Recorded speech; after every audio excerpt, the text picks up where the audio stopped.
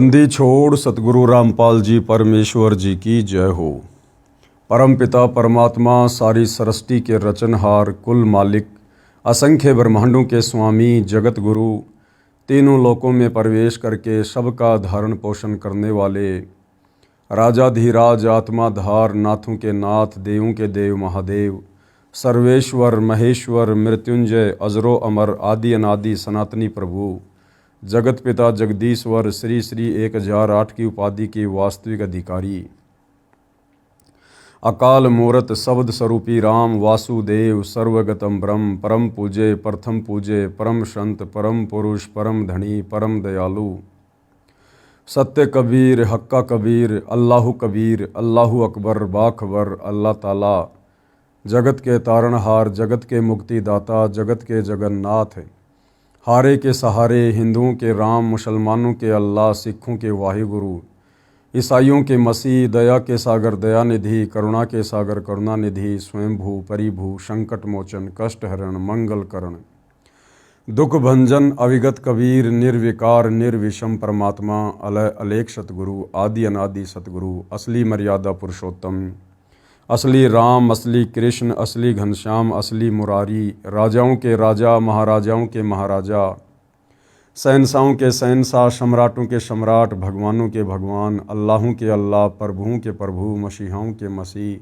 सच्चे वाहिगुरु, बाबाओं के बाबा, पीरों के पीर, सेठों के सेठ, जगत सेठ, सावलसा सेठ, सर्वगुण संपन्न, अनंत कोटि कलाओं के स्वामी, अनंत कोटि ब्रह्मांडों के नायक, योगियों में महायोगी, ध्यानियों में महाध्यानी, सिद्धों में परम सिद्ध, ज्ञानियों में तत्व ज्ञानी, ब्रह्म ज्ञानी, महाज्ञानी, परम ज्ञानी, सर्वश्रेष्ठ ज्ञानी, विज्ञानी, युवा कबीर, समर्थ कबीर, असमवात, अमित ओजा, सच्चे रहनुमा, करीम अल्लाह, सुभान अल्लाह, दुनिया के अंतिम पैगंबर, 8 सितंबर 1951 से गांव धनाना, जिला सोनीपत, हरियाणा, भारतवर्ष की पावन भूमि पे प्रकट रियल कल की भगवान श्री नारायण साकार हरि, श्री बाबा साहेब नूर अनंत परमात्मा, सच्चे दरवेश, सच्चे बाखबर, संत श्रोमणी सतगुरु रामपाल जी परमेश्वर जी के चरण कमल में साध संगति से जुड़े हुए देश विदेश से आप और हम सभी सत्सेवक भाई बहनों का अनंत कोटि दंडवत प्रणाम। सत्साई भाई और बहनों, बहुत बड़ी मेहर, बहुत बड़ी दया पूज्य गुरुदेव भगवान की, परमेश्वर रामपाल जी की, विशेषकर हिंदू समाज के ऊपर। हिंदू समाज में जो भाई बहन परमात्मा प्राप्ति के लिए प्रयत्नशील हैं, परंतु वो परमेश्वर तक पहुंच नहीं पा रहे, हमारे अज्ञानी धर्म गुरुओं के द्वारा काल प्रेरणा से जिस प्रकार से शास्त्र विरुद्ध साधना का जाल समाज में फैला रखा है, आत्माएं उस जाल से अंधभक्ति से बाहर निकल नहीं पा रही हैं और ना निकल पाने के कारण सदियों से हमारे पूर्वज भी आज अनेक निकृष्ट योनियों को प्राप्त हैं। कोई प्रेत बना हुआ है, कोई पितृ बना हुआ है, कोई भूत बना हुआ है, और हमारे अज्ञानी धर्मगुरु हमारे से भी उनके श्राद्ध निकलवाकर अर्थात भूत पूजा करवाकर उसी योनि में जाने के लिए तैयार कर रहे हैं। तो अब हिंदू समाज से जुड़े भाई बहनों के लिए सतगुरु रामपाल जी के कर कमल से लिखित यह पवित्र पुस्तक हिंदू साहिबान नहीं समझे गीता वेद पुराण एक प्रकार से वरदान साबित हो रही है। साथ में हम सतगुरु रामपाल जी के जितने भी फॉलोअर हैं भाई और बहनों, आप और हमने भी परमेश्वर के द्वारा लिखित इन पुस्तकों को बहुत ही गहनता से पढ़ना चाहिए, एक एक शब्द को ध्यानपूर्वक देखना चाहिए, क्योंकि हमारे जो अन्य भ्रमित भाई बहन हैं वो चाहे किसी भी धर्म से हो, हिंदू मुस्लिम सिख ईसाई जैनी यहूदी बौद्ध, जब कभी हमारी उनसे ज्ञान चर्चा होगी तो हम उनको उसी समय संतुष्ट कर पाएंगे, समझा पाएंगे जब हमें उन विषयों के विषय में जानकारी होगी। तो आप और हमने भी विशेष तौर पर गुरुदेव के द्वारा लिखित पुस्तकों को पढ़ना चाहिए, सुनना चाहिए। यदि वीडियो बन रहे हैं तो ध्यानपूर्वक वीडियो देखकर जानकारी प्राप्त करनी चाहिए। तो इसी कड़ी में आज इस पुस्तक पर हमारा ये 19वें नंबर का वीडियो है। प्रत्येक वीडियो में पूज्य गुरुदेव भगवान के आशीर्वाद से हमें अध्यात्म के विषय में कुछ न कुछ निष्कर्ष अवश्य मिलता है। भाइयों और बहनों, आज के इस एपिसोड में, इस वीडियो में हम जानेंगे कि ये जितने भी तीर्थ बने हैं, जितने भी धाम बने हुए हैं, बद्रीनाथ है, केदारनाथ है, अमरनाथ है, नैना देवी है, ज्वाला देवी है, यानी हिंदू धर्म में ज़्यादातर तीर्थ और धाम प्रचलन में हैं।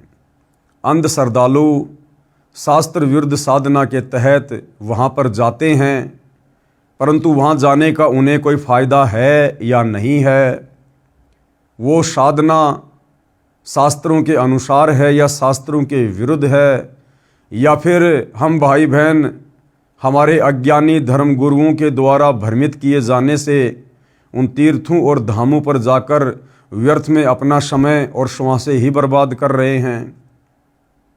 तो बहुत सारी बातें आज विशेषकर हिंदू समाज से जुड़े श्रद्धालुओं को जानने को मिलेंगी। तीर्थ तथा धाम क्या है? हिंदू समाज से जुड़े भाई ने प्रश्न किया कि तीर्थों धामों पर श्रद्धा से दर्शनार्थ तथा पूजा करने से हिंदू गुरुजन बहुत पुण्य बताते हैं। ये साधना लाभदायक है या नहीं, कृपया शास्त्रों के अनुसार बताएं। अब हिंदू समाज से जुड़े भाई बहनों को सतगुरु रामपाल जी के सत्संग सुनकर, उनके कर कमल से लिखित पुस्तकों को पढ़कर अध्यात्म के विषय में बहुत कुछ जानकारियां प्राप्त हो रही हैं। तो आगे से आगे उनकी जिज्ञासा बढ़ रही है। तो इसी जिज्ञासा के अंतर्गत हिंदू भाई ने सवाल किया कि जी ये हिंदू धर्म में विशेषकर जितने भी तीर्थ हैं, धाम हैं, हमारे गुरुजन कहते हैं कि वहाँ जाओगे तो तुम्हें पुण्य प्राप्त होगा, बहुत ज़्यादा लाभ प्राप्त होगा। तो वास्तव में वहाँ जाने से लाभ होगा या नहीं होगा, हमें थोड़ा परमाणु के साथ में समझाइए, जिस प्रकार से आपने पहले की सारी बातें परमाणु सहित बताई है। तो पूज्य गुरुदेव सतगुरु रामपाल जी ने क्या उत्तर दिया? तीर्थ या धाम वे पवित्र स्थान हैं जहाँ पर या तो किसी महापुरुष का जन्म हुआ था, या निर्वाण मतलब परलोकवास हुआ था, या किसी भगत ने साधना की थी, या कोई अन्य ऋषि या देवी देव की कथा से जुड़ी यादगारें हैं। विचार करें, पवित्र तीर्थ तथा पवित्र धाम तो यादगारें हैं कि यहाँ पर ऐसी घटना घटी थी ताकि उनका प्रमाण बना रहे। अब गुरुदेव भगवान हमें उदाहरण देकर समझा रहे हैं कि किस प्रकार से ये तीर्थ और धाम एक प्रकार से यादगारें हैं। क्या बता रहे हैं गुरुदेव? जैसे अमरनाथ धाम है, उसकी कथा सभी हिंदुओं को ज्ञान है कि उस एकांत स्थान पर श्री शिव जी ने अपनी पत्नी पार्वती जी को नाम दीक्षा दी थी, जिसका देवी जी जाप कर रही है, जिस मंत्र की साधना के प्रभाव से उनको अमरत्व प्राप्त हुआ। यानी अमरनाथ क्यों बना था? अमरनाथ वो जगह है जहाँ पर देवी पार्वती जी के पति श्री शंकर जी ने एकांत स्थान देखकर अपनी पत्नी पार्वती को अमर मंत्र दिए थे, उनको दीक्षा दी थी, और देवी जी को अमरत्व प्राप्त हुआ। अमरत्व का मतलब है जब तक श्री शंकर जी की उम्र है तब तक वो देवी पार्वती भी नहीं मरेगी, और जिस दिन श्री शंकर जी का समय पूरा हो जाएगा, उनका शरीर छूटने का समय होगा, उस वक्त देवी पार्वती का भी शरीर छूटेगा, अर्थात दोनों की मृत्यु होगी। वर्तमान में वह एक यादगार के अतिरिक्त कुछ भी नहीं है। अब वो जो अमरनाथ धाम है, अमरनाथ जगह है, वो केवल एक यादगार है, ताकि आने वाले समय में कोई इन बातों को, इन कथाओं को झुठला ना दे कि नहीं नहीं जी किसने देखा था, ऐसा नहीं हुआ, ये तो सब कहा सुनी बातें हैं। तो वहाँ पर जाकर उनको बताया जा सकता है कि देखो जी, सदियों से ये जो यादगार है, ये इसी बात का प्रमाण है कि यहाँ पर शंकर जी ने पार्वती जी को अमर मंत्र दिया था। वह प्रमाण है कि यहाँ पर वास्तव में देवी जी को श्री शिव भगवान ने अमर होने का मंत्र दिया था। यदि किसी को विश्वास नहीं हो रहा हो तो वहाँ जाकर देखकर भ्रम मिटा सकता है। परंतु कोई ये कहे कि उस स्थान के दर्शन करने तथा वहाँ दान धर्म करने से मुक्ति मिलेगी या भक्ति लाभ होगा, ऐसा कुछ भी नहीं है।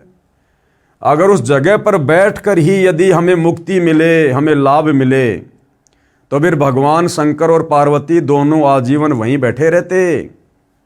उस स्थान को तो केवल श्री शंकर जी ने इतने समय के लिए चुना था ताकि देवी जी को मैं बोलकर वो अमर मंत्र सुना दूं, ताकि उन मंत्रों को कोई और ना सुन सके। इसलिए एकांत जगह देखकर वहां केवल देवी जी को मंत्र दिए गए थे।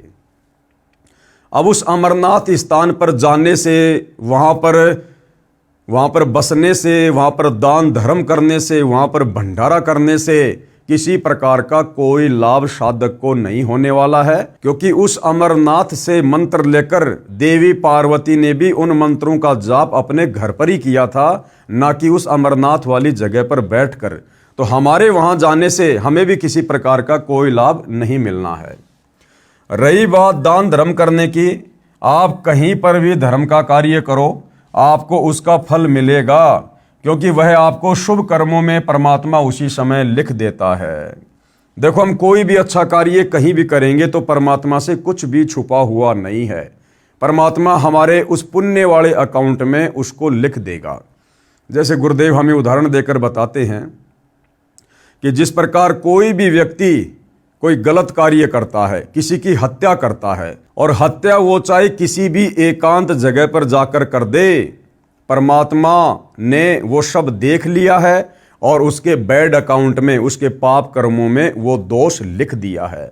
तो इसी प्रकार शुभ कार्य, अच्छा कार्य, अच्छी भक्ति, शुभ भक्ति, सत भक्ति हम कहीं भी बैठ कर करें, हमारा उसका जो लाभ है, जो परिणाम है, वो परमेश्वर हमारे खाते में लिख देता है।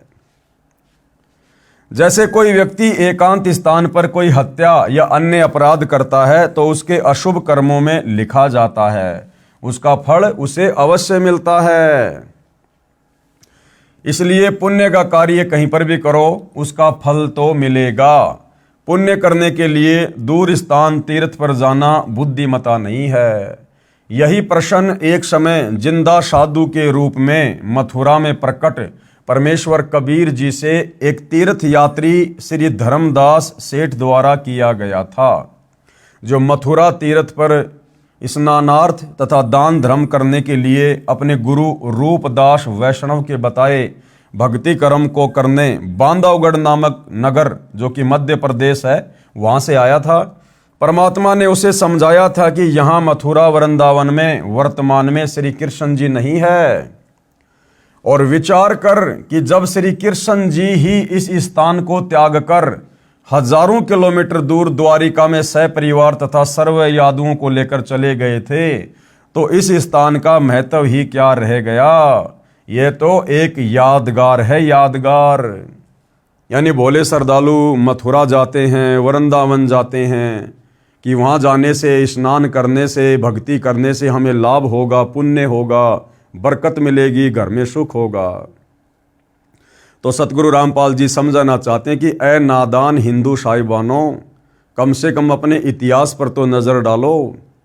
उस मथुरापुरी को जहाँ पर जाकर आप जी लाभ प्राप्त करने की चेष्टा कर रहे हो, अंत के दिनों में श्री कृष्ण जी ने दुखी होकर उस मथुरापुरी को त्याग दिया था और वहाँ से हजारों किलोमीटर दूर द्वारिका में जाकर रहने लगे थे। अपने जीवन के अंतिम दिन श्री कृष्ण जी ने द्वारिका में बिताए थे। अब बताओ, जिस मथुरा को श्री कृष्ण जी ने ही त्याग दिया था, अब वहाँ पर जाकर स्नान करने से, दान धर्म करने से या अन्य कोई धार्मिक क्रिया करने से भला तुम्हें कैसे लाभ होगा? नहीं हो सकता। ये तो एक यादगार है कि कभी श्री कृष्ण जी ने कुछ समय यहाँ बिताया था। कंस, केसी तथा चाणूर अन्यायियों को मारा था।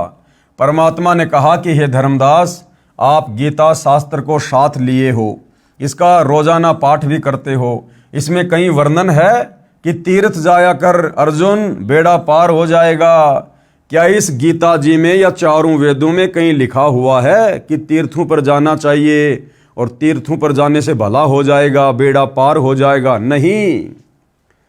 इसमें कहीं वर्णन है कि तीर्थ जाया कर अर्जुन, तेरा बेड़ा पार हो जाएगा? धर्मदास जी ने कहा, नहीं प्रभु, गीता में कहीं पर भी प्रभु का आदेश ऐसा नहीं लिखा है। परमेश्वर जी ने कहा कि गीता अध्याय 16 श्लोक 23 को पढ़, उसके अनुसार तो ये तीर्थ यात्रा शास्त्र में वर्णित न होने से व्यर्थ साधना है। क्योंकि गीता अध्याय 8 श्लोक नंबर 13 में ये काल ब्रह्म केवल एक ओम नाम की साधना करने का आदेश साधक को दे रहा है कि भैया मेरा तो केवल एक ओम नाम का जाप है, और जो शरीर छूटने तक, अंतिम श्वास तक इस मंत्र का जाप करता है वो मेरी वाली परम गति को प्राप्त करता है। और इस ब्रह्म से मिलने वाली परम गति क्या है? इसके ब्रह्म लोक में साधक चला जाता है, और ब्रह्म लोक पर्यंत सारे लोक पुनरावर्ती में हैं। यानी इस ब्रह्म, इस काल के ब्रह्म लोक में जो कि ये गीता जी का ज्ञान दे रहा है, श्री कृष्ण जी के शरीर में प्रवेश करके ये ब्रह्म लोक में रहता है। और इसके ब्रह्म लोक में गया हुआ साधक भी अपनी भक्ति कमाई को खर्च करके पुनः संसार में लौटकर आता है, अन्य सभी योनियों को प्राप्त करता है, नरक में भी जाता है, 84 लाख योनियों में भी जाता है। उसके बाद यही काल ब्रह्म गीता अध्याय 15 श्लोक नंबर 17 में अपने से अन्य किसी सर्वश्रेष्ठ परमात्मा की भक्ति साधना करने की सलाह दे रहा है कि उत्तम पुरुष तु अन्य परमात्मा इति उदाहरते, कि सर्वश्रेष्ठ परमात्मा तो वो है जो तीनों लोकों में प्रवेश करके सबका धारण पोषण करता है, और अर्जुन उसी की भक्ति करनी चाहिए। अपने तमाम धार्मिक अनुष्ठानों में उसी को इष्ट मानकर भक्ति करनी चाहिए। गीता जी में किसी तीर्थ पर जाना, किसी धाम पर जाना, या किसी मेले में जाना, किसी बाबा जी की समाधि पे जाना, ऐसा कुछ भी कहीं भी कोई आदेश नहीं है। तो गीता जी के अध्याय 16 श्लोक नंबर 23 के अनुसार ये शास्त्र विधि को त्याग कर मनमाना आचरण होने के कारण साधक को इस प्रकार की साधनाओं से किसी प्रकार का कोई लाभ नहीं मिलता है। यदि आपके ज्ञानहीन गुरुओं की माने कि तीर्थ पर जाने से पुण्य लगता है, फिर पुण्य तो एक लगा और पाप लगे करोड़ों अरबों। अब परमात्मा धर्मदास जी को समझा रहे हैं कि धर्मदास, मान लो आपके उन तत्व ज्ञानहीन गुरुओं ने, जिनको स्वयं शास्त्रों का ज्ञान नहीं, भक्ति का ज्ञान नहीं, और उन्होंने कहा सुनी बातों के आधार से आपको कह दिया कि धर्मदास आप मथुरा जाओ और आपको पुण्य मिलेगा। तो धर्मदास विचार कर, तू जहाँ से चलकर आया है तकरीबन 500-700 किलोमीटर से इस तीर्थ पर नहाने के लिए मथुरा में, तो तेरे को पुण्य मिलेगा एक, लेकिन इस पुण्य को करने के चक्कर में तूने पाप कर दिए अरबों खरबों। धर्मदास ने कहा कि भगवान वो कैसे? तो परमात्मा ने बताया कि भाई तू बांधवगढ़ से आया है पैदल, और बांधवगढ़ से मथुरा की दूरी कम से कम 700-800 किलोमीटर है, और नादान तूने अपने पैरों के नीचे कितने कीड़ी मकोड़े, सूक्ष्म जीव, चींटियां तूने कितने मार दिए होंगे? बोला जी गिनती नहीं है, क्योंकि परमात्मा की वाणी है, भाई पृथ्वी ऊपर पग जो धारे, करोड़ जीव एक दिन में मारे। एक व्यक्ति जो सुबह अपनी रोजी रोटी के लिए घर से बाहर निकलता है, चाहे पैदल जाता है, चाहे साइकिल पर, चाहे मोटरसाइकिल पर, चाहे बस में, चाहे खुद की कार में, और शाम को अपना काम धंधा करके जब वो वापस घर पर लौटता है, वो व्यक्ति करोड़ों जीवों की हत्या करता है, करोड़ों जीवों की। उसकी गाड़ी की टक्कर से कितने सूक्ष्म जीव मर जाते हैं, उसकी गाड़ी के टायरों के नीचे कितने कीड़े मकोड़े मर जाते हैं। तो एक व्यक्ति रोजाना करोड़ों जीवों की हत्या करता है। तो इस काल के विधान अनुसार वो करोड़ों पाप कर्म भी उसी जीव के बैड अकाउंट में लिख दिए जाते हैं, उसके अशुभ कर्मों में लिख दिए जाते हैं। तो परमात्मा ने धर्मदास जी को बताया कि नादान, तुम्हारे भ्रमी धर्म गुरुओं ने तुम्हें इस प्रकार से शास्त्र विरुद्ध साधना पर लगाकर तुम्हें पाप का भागी बना रखा है। तेरे को बांधवगढ़ से मथुरा आने का पुण्य तो केवल एक मिलेगा, अगर तुम मानता है तो। वैसे तो पुण्य मिलेगा नहीं, क्योंकि जो आपकी ये साधना है ये शास्त्र विरुद्ध है। लेकिन फिर भी चलो आपके गुरुओं की बात बड़ी करते हैं, तुझे यहाँ आकर स्नान करने का एक पुण्य मिला, लेकिन तूने पाप कितने कमा लिए। तूने पाप कर्मों की तो मालगाड़ी भर ली जो तेरे से कभी भी उतरने में नहीं आएगी। तो धर्मदास जी सहम गए और परमात्मा जी से आगे आगे और जानने की इच्छा व्यक्त की। फिर पुण्य तो एक लगा और पाप लगे करोड़ों अरबों खरबों। ये सुनकर सेठ धर्मदास अंधश्रद्धा भक्ति करने वाला कांप गया और उसका गला सूख गया। बोला कि हे जिंदा, इतने पाप कैसे लगे, कृपया समझाइए। तो परमेश्वर कबीर जी यानी जिंदा वेशधारी प्रभु यानी जिंदा महात्मा की वेश में परमात्मा धर्मदास जी को मिले थे। परमात्मा ने समाधान इस प्रकार किया, कहा कि हे धर्मदास, आप बांधवगढ़ से मथुरा नगरी में वृंदावन में आए हो। बांधवगढ़ यहाँ से लगभग 250 कोस लगभग 750 किलोमीटर है। वहां से यहाँ तक पैरों चलकर आने से आपके द्वारा अनेकों जीव हिंसा हो गई। आपने इस मथुरा तीर्थ के जल में स्नान किया। करोड़ों सूक्ष्म जीव भी तीर्थ के जल में थे जो आपके स्नान करने से रगड़ लगने से मारे गए, तथा आप जी ने भोजन बनाने से पहले जो चौका गारा तथा गाय के गोबर से लीपा उसमें उसी जल का प्रयोग किया, तथा पृथ्वी पर उपस्थित जीव चौका लीपते समय करोड़ों जीव मारे गए। ये सब पाप आपको लगे। आप बताओ कि आप लाभ का सौदा कर रहे हो या घाटे का। धर्मदास जी के मुख से कोई बात नहीं निकली, उत्तर नहीं आया, क्योंकि वह भय के कारण स्तब्ध हो गया था। कुछ क्षण के पश्चात परमात्मा जिंदा वेशधारी के चरणों में गिर गया तथा यथार्थ शास्त्रोक्त भक्ति बताने की याचना की कि हे परमात्मा, मुझे सत्य भक्ति साधना बताओ जो शास्त्रों के अनुसार है। मैं तो बड़ा पाप का भागी बन रहा हूं। परमात्मा कबीर जी ने शास्त्रों में वर्णित साधना करने को बताई तथा अन्य सब आन उपासना यानी पाखंड पूजा त्यागने को कहा कि धर्मदास, ये तीर्थों पे जाना, धामों पे जाना, ये पैदल यात्रा करना, ये कावड़ लेके आना, ये सब शास्त्रों के विरुद्ध होने से तुम्हें पाप का भागी बनाती है, पुण्य तुम्हें नहीं मिलता। धर्मदास जी विवेकी थे, बुद्धिमान थे, ज्ञानवान थे।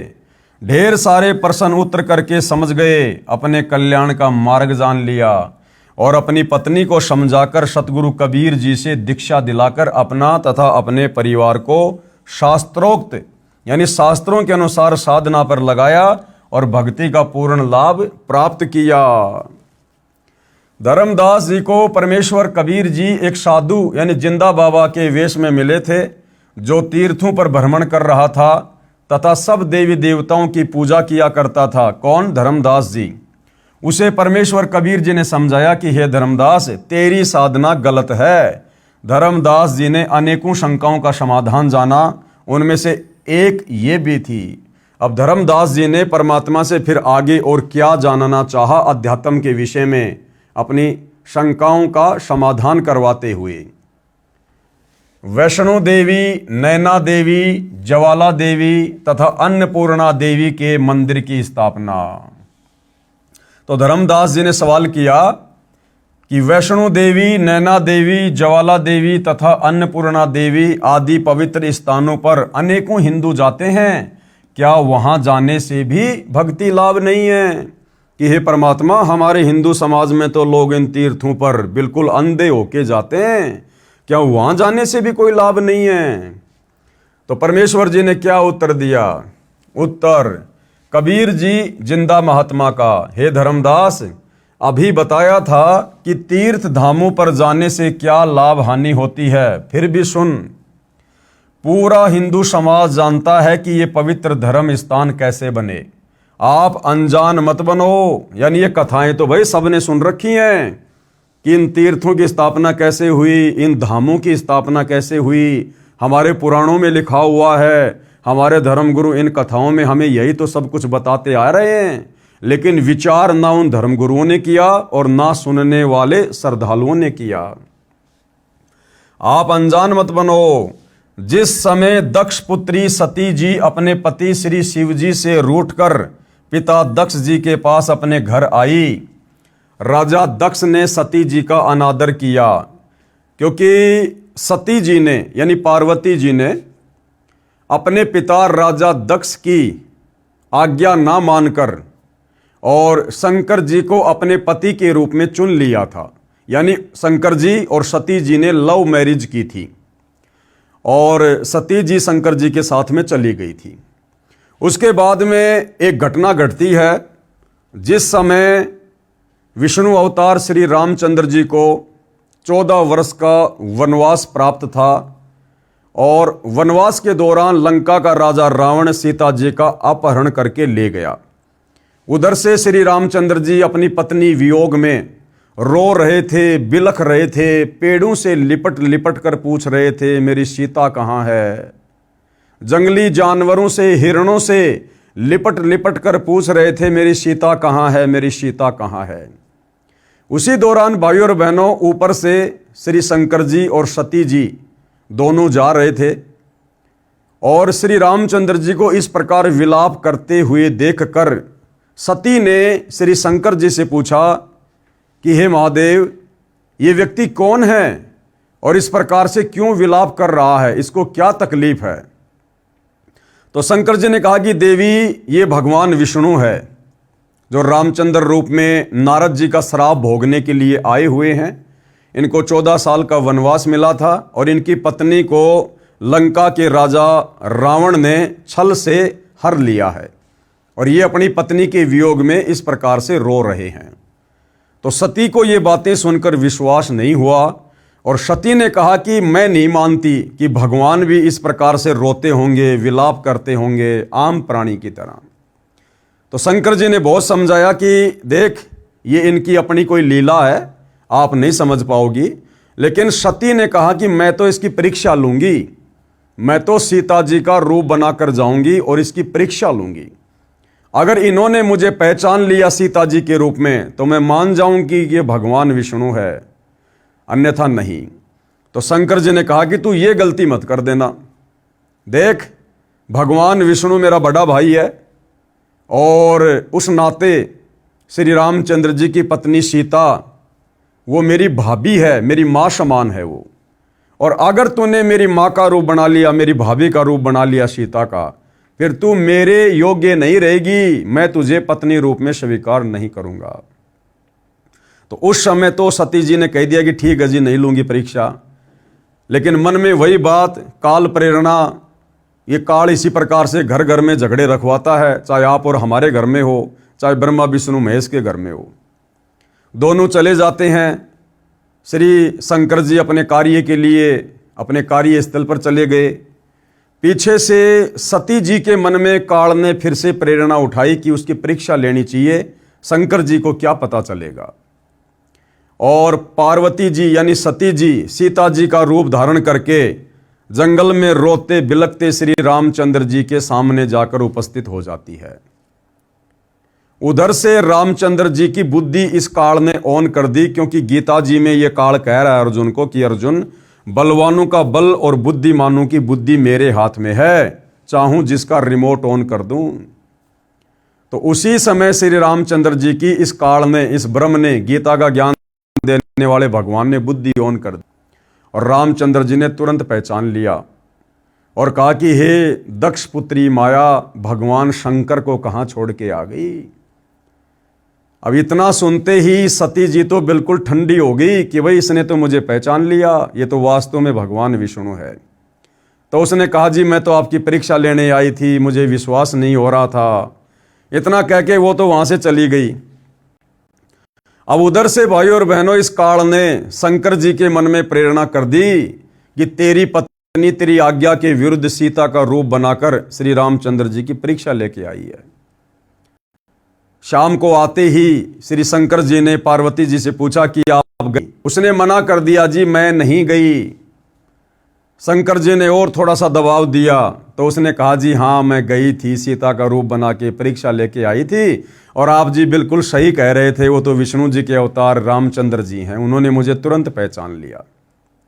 उसके बाद श्री शंकर जी ने पार्वती जी से नाराज होकर पति पत्नी संबंध बनाने छोड़ दिए कि तूने मेरी माँ का रूप बनाया है, मैं तुझे अब इस शरीर में बिल्कुल भी स्वीकार नहीं करूंगा। काफी दिन हो गए, शंकर जी ने शारीरिक संबंध नहीं बनाए, पति पत्नी व्यवहार नहीं किया बात भी नहीं करते थे। इस बात से दुखी होकर सती जी ने सोचा कि पति है, थोड़ा नाराज है, चलो कुछ दिन मैं माता पिता के घर होकर आती हूँ। ये सोचकर अपने पिता दक्ष के घर पर चली गई। उधर राजा दक्ष ने एक हवन यज्ञ शुरू करवा रखा था। कौन सा हवन यज्ञ? शास्त्र विधि को त्याग कर मनमाना आचरण। बड़ा सा जमीन में गड्ढा खोदकर लकड़ियां डालकर ऊपर से पंडित लोग घी के लोटे डाल रहे थे, स्वाहा स्वाहा, जिसको हम हवन कहते हैं। इस प्रकार से हवन यज्ञ का विधान ना गीता जी में है, ना चारों वेदों में है। तो वहां पर हवन यज्ञ चल रहा था और वहां जाकर सती जी ने देखा कि मेरे पिताजी ने मेरी सभी बहनों के पतियों का भाग निकाल रखा है, सबके बैठने के लिए व्यवस्था कर रखी है, परंतु मेरे पति शंकर जी का कहीं कोई हिस्सा नहीं है। उसने अपने पिता दक्ष से पूछा तो दक्ष ने कहा कि पहले ये बता, तेरे को यहां पर बुलाया किसने, तू आई क्यों यहां पर? यह बात सुनकर सती नाराज हो जाती है और उसने नाराजगी जाहिर करते हुए काल प्रेरणा से ये सोचकर कि उधर से मेरा पति नाराज है, वो मुझे स्वीकार नहीं कर रहा, इधर से मेरा पिता भी सीधे मुंह मेरे से बात नहीं कर रहा, तो काल प्रेरणा से दुखी मन से सती ने उसी हवन कुंड में छलांग लगा दी और जल कर मर गई। अब ये सूचना प्राप्त करके शंकर जी बड़े क्रोधित हुए और उन्होंने एक शक्ति प्रकट की जिसको कालभद्र कहते हैं, और बहुत सारी सेना देकर उसको भेज दिया कि राजा दक्ष की गर्दन काट दो। अब भाई और बहनों, वहां पर कालभद्र चला जाता है और वहां पर नरसंहार करता है, राजा दक्ष का भी शीश काट देता है।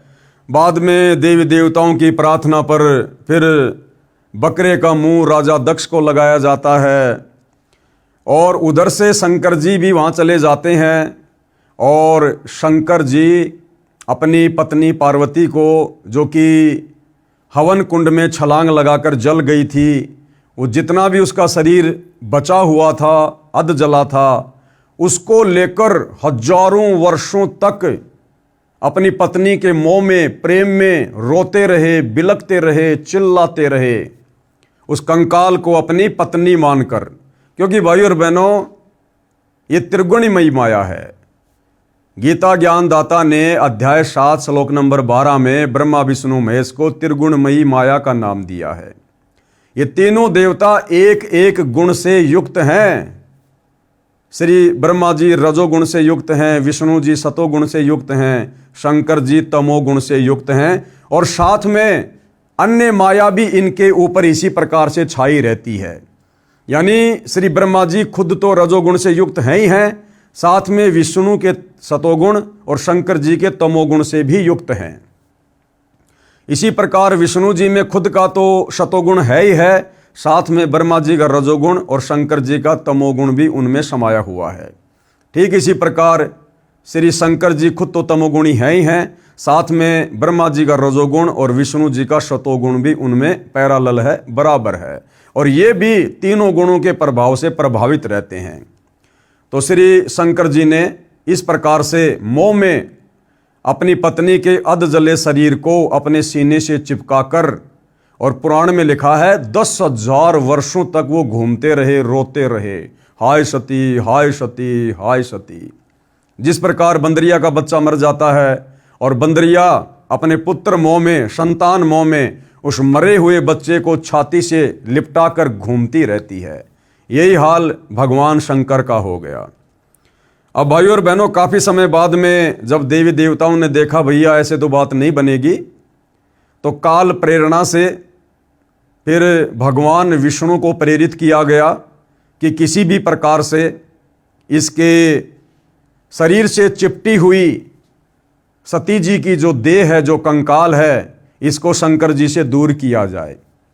तो काल ने प्रेरणा की विष्णु जी में, और उधर से भाइयों और बहनों, काल के हर कार्य में, क्योंकि काल हर कार्य करता है इस भक्ति के विधान को बिगाड़ने के लिए, लेकिन परमात्मा कबीर देव परम अक्षर ब्रह्म उसी काल के कार्यों के माध्यम से उस भक्ति के विधान को संवारने का कार्य भी करते हैं।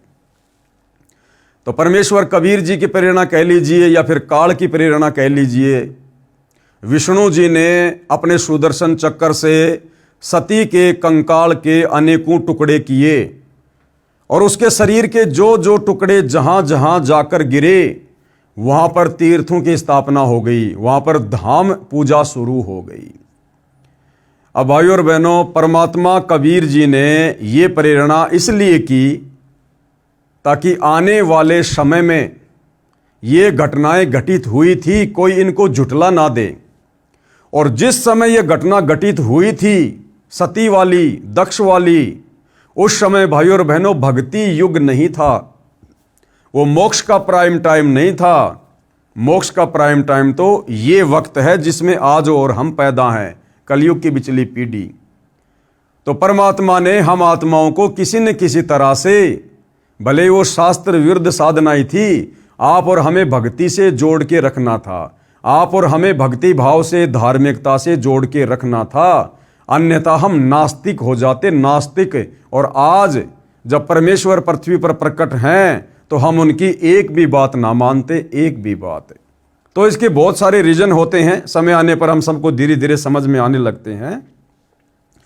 तो कहने का मतलब है, धर्मदास जी को कबीर परमात्मा जिंदा महात्मा के रूप में ये कथा सुना रहे हैं, राजा दक्ष और पार्वती वाली, शंकर जी और पार्वती वाली। तो राजा दक्ष ने सती जी का अनादर किया। राजा दक्ष उस समय यज्ञ कर रहे थे, बहुत बड़े हवन कुंड में हवन यज्ञ चल रहा था। सती जी अपने पिता की बातों का दुख मानकर हवन कुंड की अग्नि में गिरकर जल मरी। भगवान शिव को पता चला तो उन्होंने बचे हुए नर कंकाल को उठाया तथा पत्नी के वियोग में उसे उठाए फिरते रहे। पत्नी के मोहवश महादुखी थे। बताओ, हमारे भगवान भी शंकर, जिनको महादेव कहते हैं, मृत्युंजय कहते हैं, सर्वेश्वर कहते हैं, भगवान शंकर भी मोह माया के वशीभूत हैं। ये भी काल के जाल से बाहर नहीं है। आपके पुराण में लिखा है कि 10,000 वर्षों तक सती पार्वती जी के कंकाल को लिए घूमते रहे। फिर श्री विष्णु जी ने सुदर्शन चक्र से उस कंकाल यानी अस्थि पिंजर के टुकड़े टुकड़े कर दिए। उस समय श्री शिव जी का मोह भंग हुआ। सती जी के शरीर के भाग कहीं कहीं गिरे। और कहां कहां गिरे सती जी के शरीर के भाग? वैष्णो देवी मंदिर की स्थापना। ये वैष्णो देवी मंदिर की स्थापना कैसे हुई? वैष्णो देवी तीर्थ की स्थापना कैसे हुई? जहां पर देवी का धड़ वाला भाग गिरा, यानी श्री विष्णु जी ने जब सती जी के कंकाल को अपने सुदर्शन चक्र से काटा, तो जहां पर सती जी का जो धड़ वाला हिस्सा है, छाती वाला, जहां वो भाग गिरा पृथ्वी पर, वहां पर यादगार बनाए रखने के लिए श्रद्धालुओं ने धड़ को श्रद्धा के साथ पृथ्वी में दफनाकर उसके ऊपर एक छोटी सी मंदिर नुमा यादगार बना दी। बाद में समय अनुसार इसका विस्तार होता रहा, यानी वहां बड़ा मंदिर बन गया। इस यादगार को देखने और वहां पर पूजा करने जाने से कोई पुण्य नहीं है। अरे वो तो डेड बॉडी का एक हिस्सा है, मर्त शरीर का, अपितु पाप लगता है। क्यों? क्योंकि वो शास्त्र विरुद्ध होने से मनमाना आचरण हो गया। अपितु पाप लगता है, जो आने जाने में जीव हिंसा होती है। फिर नैना देवी कैसे बनी? नैना देवी के मंदिर की स्थापना। अब जहां पर सती जी के वो आंखों वाला हिस्सा गिरा, वहां पर नैना देवी के रूप में यादगार स्थापित हो गई। जिस स्थान पर सती पार्वती जी की आंखों वाला शरीर का भाग गिरा, वहां पर भी उसी प्रकार जमीन में दफनाकर मंदिर बना दिया, ताकि घटना का प्रमाण रहे, कोई पुराण कथा को गलत न बताए। फिर ज्वाला जी की स्थापना कैसे हुई? जिस स्थान पर कांगड़ा जिले हिमाचल प्रदेश में देवी जी की अधजली जीभ वाला भाग गिरा, उसको श्रद्धा से उस स्थान पर पृथ्वी में उस जीभ को श्रद्धा से दबाकर यादगार रूप में छोटा मंदिर बना दिया। बाद में बहुत बड़ा मंदिर बनाया गया, वह ज्वाला देवी जी का मंदिर है। इस प्रकार से इन मंदिरों की, इन तीर्थों की स्थापना हुई है। और अन्नपूर्णा देवी मंदिर की स्थापना कैसे हुई? जिस स्थान पर सती पार्वती जी के शरीर का नाभि वाला भाग गिरा, उसको श्रद्धा से पृथ्वी में दबाकर उसके ऊपर यादगार रूप में छोटा सा मंदिर बना दिया था। बाद में उसका बहुत विस्तार किया गया और शास्त्र विरुद्ध साधना शुरू कर दी गई। इस प्रकार से ये अन्नपूर्णा देवी मंदिर की स्थापना हुई। अब बताओ वहां पर जाने से क्या लाभ मिलेगा? अब किसी व्यक्ति को शमशान घाट पर ले जाकर दफना दिया जाए या उसको जला दिया जाए और वहाँ उसकी कोई समाधि बना दी जाए और वहाँ जाकर कोई पूजा करने लग जाए, वहाँ कोई पंडित जी बैठ जाए, कोई गुरु जी बैठ जाए, दान दक्षिणा लेने लग जाए और समय आने पर देखा कि भाई यहाँ तो बहुत श्रद्धालु आ रहे हैं, धीरे धीरे मंदिर का विस्तार कर दिया, समाधि को बहुत बड़ा रूप दे दिया और आम आदमी सोचे कि वहाँ जाने से लाभ मिलेगा क्योंकि वहाँ तो दुनिया जा रही है। तो भाइयों और बहनों, ये केवल अंधश्रद्धा है, शास्त्र विरुद्ध भक्ति है। वहां जाने का लाभ कोई नहीं, बल्कि वहां आने जाने में जितनी जीव हत्या हम कर रहे हैं वो पाप हमारे अशुभ कर्मों में काल लिख देगा, वो फिर हमें भोगने पड़ेंगे। ये सब प्रमाण रूप हैं, यानी ये सब यादगार हैं और ये यादगारें परमात्मा ने इसलिए बनवाई ताकि आगे चलकर इस वर्तमान कलयुग के समय में, जहां व्यक्ति एक तरफ तो वैसे ही भक्ति और भगवान से कोसों दूर बैठा होगा, और अगर इस प्रकार की यादगारें ना हों और जब कोई ये कथा सुनाएगा तो कोई भी व्यक्ति उन कथाओं पर विश्वास नहीं करेगा कि भाई तू डींग मार रहा है, ऐसा कोई प्रमाण है तेरे पास में, ऐसी कोई यादगार है वहां पर। इसलिए परमात्मा ने भक्ति को जीवित रखने के लिए, हमारी धार्मिकता को बनाए रखने के लिए, हमें आस्थावान बनाए रखने के लिए इस प्रकार की यादगारें परमपिता परमेश्वर जी ने बनवाई थी। विचार करो, ऐसे स्थानों पर भक्ति व पूजा तथा पुण्य प्राप्त करने के लिए जाना शास्त्र विरुद्ध होने से हानिकारक है, इसलिए यह व्यर्थ है। यदि किसी को पुराणों में लिखी घटना पर विश्वास न हो तो देखने जाओ तो जाओ, लेकिन पुण्य के स्थान पर जीव हिंसा का पाप ही प्राप्त होगा। जो आने जाने के दौरान पैरों या गाड़ी घोड़े के नीचे दबकर मरेंगे, इसी प्रकार अन्य दर्शनीय स्थल आदि आदि जैसे बद्रीनाथ, केदारनाथ, जगन्नाथपुरी, द्वारिकापुरी आदि आदि पर किसी आध्यात्मिक लाभ के लिए जाना अंधश्रद्धा है, भक्ति के अतिरिक्त कुछ भी नहीं है। यानी अंधश्रद्धा भक्ति के अतिरिक्त कुछ भी नहीं है। तो गुरुदेव कहते हैं भले आप इन पुराणों की सत्यता के लिए उन तीर्थों पर जाना चाहो देखने के लिए तो जाओ, आपकी मर्जी है, लेकिन आपको लाभ किसी प्रकार का कोई नहीं मिलेगा, उल्टा आपको हानि प्राप्त होगी। आप हिंसा के भागी बनेंगे और आपके बैड अकाउंट में काल ये सारे पाप कर्म लिख देगा।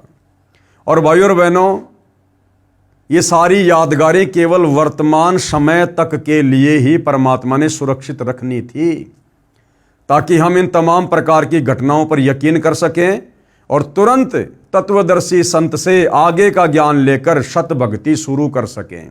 इसलिए सतगुरु रामपाल जी से तत्व ज्ञान समझ में आने के बाद उनके फॉलोवर ने कभी भी ऐसी जगहों पर भूल कर भी नहीं जाना चाहिए, दर्शन के लिए भी नहीं जाना चाहिए, पुण्य प्राप्ति तो बहुत दूर की बात है। केदारनाथ मंदिर भारत में तथा पशुपति नाथ मंदिर नेपाल में कैसे बना? अब ये क्या रहस्य है कि जो केदारनाथ मंदिर है वो भारत में है तथा पशुपति नाथ मंदिर नेपाल में है? इतना लंबा डिस्टेंस कैसे, इतनी लंबी दूरी कैसे?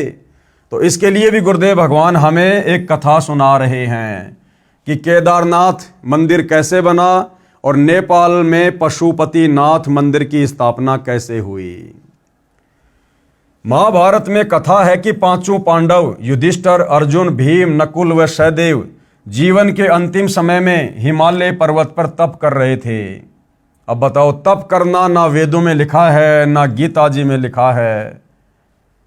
और भाइयों और बहनों, तप करने के लिए खुद गीता का ज्ञान देने वाला काल भगवान मना कर रहा है। अब बहुत सारे भाई बहन जो ये कहते हैं कि भाई गीता का ज्ञान श्री कृष्ण जी ने बोला है, चलो आपकी बात बड़ी करते हैं, गीता का ज्ञान श्री कृष्ण जी ने बोला है, लेकिन गीता का ज्ञान देते समय श्री कृष्ण जी तो तप करने के लिए मना कर रहे हैं। श्री कृष्ण जी तो कह रहे हैं भैया तप करने वाला मुझे दुखी करता है, तप करने वाला मुझे दुखी करता है। अब यहां पर श्री कृष्ण जी पांडवों को खुद तप करने की सलाह दे रहे हैं कि भैया पांडवों, महाभारत के युद्ध में तुमने जो बंधुघात किया था, जो करोड़ों सैनिक मरवाए हैं, उनका पाप तुम्हारे ऊपर चढ़ा हुआ है। अगर तुम वो पाप धोना चाहते हो तो सारे के सारे पांडव अंतिम समय में हिमालय में जाकर तपस्या करके गल जाओ, समाप्त हो जाओ, शरीर छोड़ दो। तो एक तरफ तो तुम्हारे श्री कृष्ण जी गीता जी में तप करने को मना कर रहे हैं और दूसरी तरफ तुम्हारा वही कृष्ण पांडवों को तप करने की सलाह दे रहा है। तो ये दोगली बात कैसे? तो ये दोगली बात नहीं है। श्री कृष्ण जी को तत्व ज्ञान नहीं था। श्री कृष्ण जी का धार्मिक गुरु दुर्वासा था और दुर्वासा खुद शास्त्र विरुद्ध साधना करता था, घोर तप करता था। और महाभारत में अर्जुन को जो ज्ञान दिया गया था वो श्री कृष्ण जी के शरीर में प्रेत की तरह प्रवेश करके इस काल ब्रह्म ने दिया था। इसके अलावा भाई और बहनों और भी बहुत सारे रहस्य हैं कि वो तप करने से काल दुखी होता है या फिर वो पूर्ण परमात्मा सत्य पुरुष कबीर देव दुखी होता है। खैर ये बातें आपको धीरे धीरे समझ में आएंगे जब आप अध्यात्म में आगे बढ़ेंगे। लेकिन कहने का मतलब ये है, यदि हिंदू श्रद्धालुओं के अनुसार गीता जी का ज्ञान श्री कृष्ण जी ने बोला था, तो भैया श्री कृष्ण जी तो गीता जी में तप करने वालों को ये कह रहे हैं कि उनको तो मैं आसुर योनियों में डालूंगा, नरक में डालूंगा जो तप करते हैं, क्योंकि तप करने वाले शरीर में विराजमान मुझ परमात्मा को भी दुखी करते हैं, वो कृष करते हैं। तो दूसरी तरफ फिर श्री कृष्ण जी पांडवों को तप करने की सलाह क्यों दे रहे हैं? हिमालय में जाकर। अर्थात गीता जी का ज्ञान श्री कृष्ण जी ने नहीं बल्कि श्री कृष्ण जी के शरीर में प्रेत की तरह प्रवेश करके इस काल ब्रह्म ने दिया था। तो ये जो तप करने का विधान है ये शास्त्रों के विरुद्ध है। एक दिन सदाशिव यानी काल ब्रह्म ने दुधारू भैंस का रूप बनाया। जब पांचों पांडव हिमालय क्षेत्र में तप आदि कर रहे थे तो उस समय ये जो काल ब्रह्म है जिसने गीता जी का ज्ञान दिया है, जो ब्रह्मा विष्णु महेश का पिता है, ज्योति निरंजन, जो गुप्त रहता है, अपने काल रूप में किसी को दर्शन नहीं देता, परंतु भ्रमित यही करता है भक्ति और भगवान के नाम पर, साधनाओं के नाम पर। सारी शास्त्र विरुद्ध साधना यही करवाता है आप और हम जीवों को अपने षड्यंत्र में फांसे रखने के लिए, क्योंकि ये नहीं चाहता कि कोई भी प्राणी सत्य साधना करके तत्वदर्शी संत की शरण ग्रहण करके मेरे जाल से बाहर निकल जाए। क्यों? क्योंकि इसको प्रतिदिन 1 लाख स्त्री पुरुष खाने का श्राप लगा हुआ है। इसलिए ये किसी को भी सत्य साधना वाला मार्ग नहीं पता होने देता है। तो जब पांचों पांडव वहां पर थे तो उसी समय इस काल ब्रह्म ने, सदाशिव ने, ज्योति निरंजन ने, ब्रह्मा विष्णु महेश के पिता ने एक दूध वाली भैंस का रूप बनाया और उस क्षेत्र में घूमने लगा। भीम दूध प्राप्ति के मकसद से उसे पकड़ने के लिए दौड़ा तो भैंस पृथ्वी में समाने लगी। भीम ने भैंस का पिछला भाग मजबूती से पकड़ लिया, जो पृथ्वी से बाहर शेष था वह पत्थर का हो गया। जो भैंस का पिछला हिस्सा था वो कुछ देर बाद वो पत्थर का बन गया और बाहर ही रह गया। वह केदारनाथ बना। भैंस के शरीर के अन्य भाग जैसे अगले पैर, पिछले पैर आदि आदि जहां जहां निकले वहां वहां पर अन्य केदार बने। ऐसे ऐसे 7 केदार हिमालय में बने। उस भैंस का सिर वाला भाग काठमांडू में निकला, जिसको पशुपति कहा गया। उसके ऊपर मंदिर बना दिया गया। उस भैंस के पिछले भाग पर तथा अन्य अंग जहां जहां निकले उनको केदार नाम देकर यादगार बना दी गई थी कि यह पौराणिक घटना सत्य है, ये साक्षी है। सब मंदिर किसी न किसी कथा के साक्षी हैं, परंतु पूजा करना गलत है। अब बताओ भाई, उस केदारनाथ में जाकर भैंस का पिछला हिस्सा जो टट्टी पेशाब का हिस्सा है, मलमूत्र का हिस्सा है, उस भैंस के पिछले भाग को पूजने से क्या मिलेगा जो पत्थर की शिला है? ये विचार करने की बात है। अरे पूजना तो हमने परमात्मा को है जो परम सुखदायक है। हमने भैंस का पीछे का मलमूत्र का हिस्सा थोड़े ना पूजना है। उस पत्थर को वहां जाकर पूजने से अगर लाभ मिलता है तो अपने घर पर जिंदा भैंस का पिछला हिस्सा पूज लो भाई, घर बैठे लाभ हो जाएगा।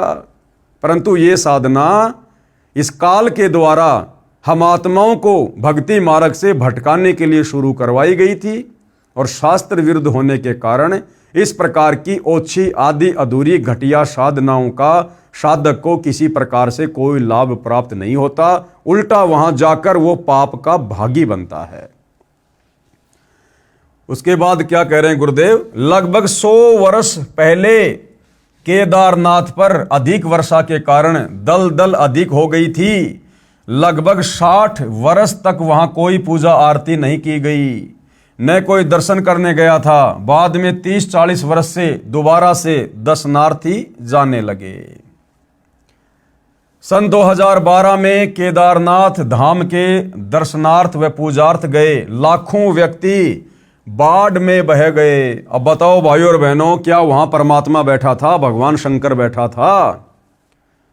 अगर वहां भगवान शंकर बैठे होते तो क्या भगवान शंकर अपनी पूजा के लिए वहां आने वाले भक्तों की रक्षा नहीं करता?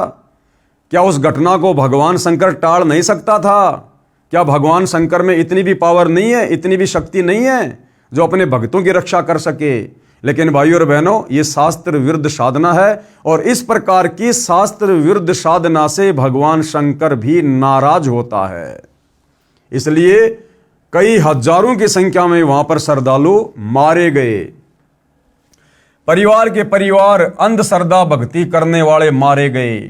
यदि ये साधना पवित्र गीता में वर्णित होती तो वहां जाने वाले श्रद्धालु मर भी जाते तो भी पुण्यों के साथ परमात्मा के दरबार में जाते, परंतु शास्त्र विरुद्ध भक्ति करते हुए ऐसे मरते हैं तो व्यर्थ जीवन गया। तीर्थ तथा धाम की अन्य जानकारी। अब ये तो भाइयों और बहनों मोटे मोटे धाम थे, मोटे मोटे तीर्थ थे, केदारनाथ, बद्रीनाथ, अमरनाथ, पशुपतिनाथ। इसके अलावा भी और बहुत सारे तीर्थ हमारे भारत देश में हैं, जहां पर प्रतिवर्ष लाखों की संख्या में अंध श्रद्धालु पुण्य प्राप्त करने के लिए या वर्तमान में तो बहुत सारे भाई बहन खाली पिकनिक मनाने के लिए, घूमने फिरने की दृष्टि से भी जाते हैं। तो वहाँ जाने से उनको लाभ होता है या नहीं होता है? वो साधना शास्त्रों के अनुकूल है या शास्त्रों के विरुद्ध है? और वो तीर्थ कौन कौन से हैं, कहाँ कहाँ हैं और कैसे उन तीर्थों की स्थापना हुई? जब हम उनके विषय में जानेंगे तो भाइयों और बहनों, वहाँ जाने का शौपन में भी हमारा मन नहीं करेगा।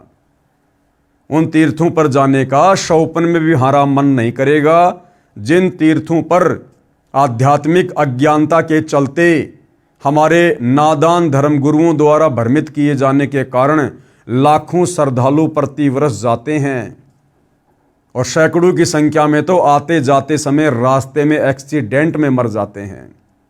क्यों? क्योंकि हम हिंदू भाई बहनों को अपने धर्म ग्रंथों में लिखी उन तीर्थों के विषय में जो सत्यता है अभी उसका ज्ञान नहीं है। हम केवल भेड़ चाल में चल रहे हैं, हम देखा देखी को ज्यादा महत्व देते हैं। और जब हमें सत्यता का पता चलेगा कि उन तीर्थों की स्थापना कैसे हुई, कैसे कैसे घटिया कर्म वहां किए गए जिस कारण से वो तीर्थ कहलाए, अब यदि हम वहां लाभ प्राप्ति के लिए जाएंगे तो हमारे से बड़ा मूर्ख फिर कोई नहीं कहलाएगा।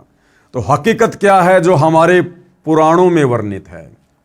तीर्थ तथा धाम की अन्य जानकारी। किसी साधक ऋषि ने किसी स्थान या जलाशय पर बैठकर साधना की या अपनी आध्यात्मिक शक्ति का कोई प्रदर्शन किया, वह अपनी भक्ति कमाई करके साथ ले गया तथा अपने इष्ट लोक को प्राप्त हुआ। उस साधना स्थल का बाद में तीर्थ या धाम नाम पड़ गया। अब कोई उस जगह को देखने जाए कि यहाँ कोई साधक रहा करता था, कि यहाँ कोई बहुत बड़ा भगत रहा करता था पहले, उसने बहुतों का कल्याण किया। अब न तो वहाँ संत जी है जो उपदेश दे, वह तो अपनी कमाई करके चला गया शरीर छोड़ के। विचार करें, कृपया तीर्थ व धाम को हमाम दस्ता जाने। हमाम दस्ता क्या होता है? एक लोहे का उखड़ होता है, एक छोटा सा लोहे का मूसल होता है और कोई भी चीज़ उसमें कूटी जाती है, उसको हमाम दस्ता कहते हैं। 1 फुट का लोहे का गोल पात्र लगभग 9 इंच परिधि का उखड़ जैसा होता है तथा 1.5 फुट लंबा तथा 2 इंच परिधि का गोल लोहे का डंडा सा मूसल जैसा होता है, जो सामग्री व दवाइयां आदि कूटने के काम आता है। उसको कहते हैं हमाम दस्ता। एक व्यक्ति अपने पड़ोसी का हमाम दस्ता मांग कर लाया। उसने हवन की सामग्री कूटी तथा मांझ धोकर लौटा दिया। जिस कमरे में हमाम दस्ता रखा था उस कमरे में सुगंध आने लगी। घर के सदस्यों ने देखा कि यह सुगंध कहाँ से आ रही है, तो पता चला कि हमाम दस्ते से आ रही है। वे समझ गए कि पड़ोसी ले गया था, उसने कोई सुगंध युक्त वस्तु कूटी है। कुछ दिन बाद वह सुगंध भी आनी बंद हो गई। ठीक इसी प्रकार ये तीर्थ हैं भाइयों और बहनों।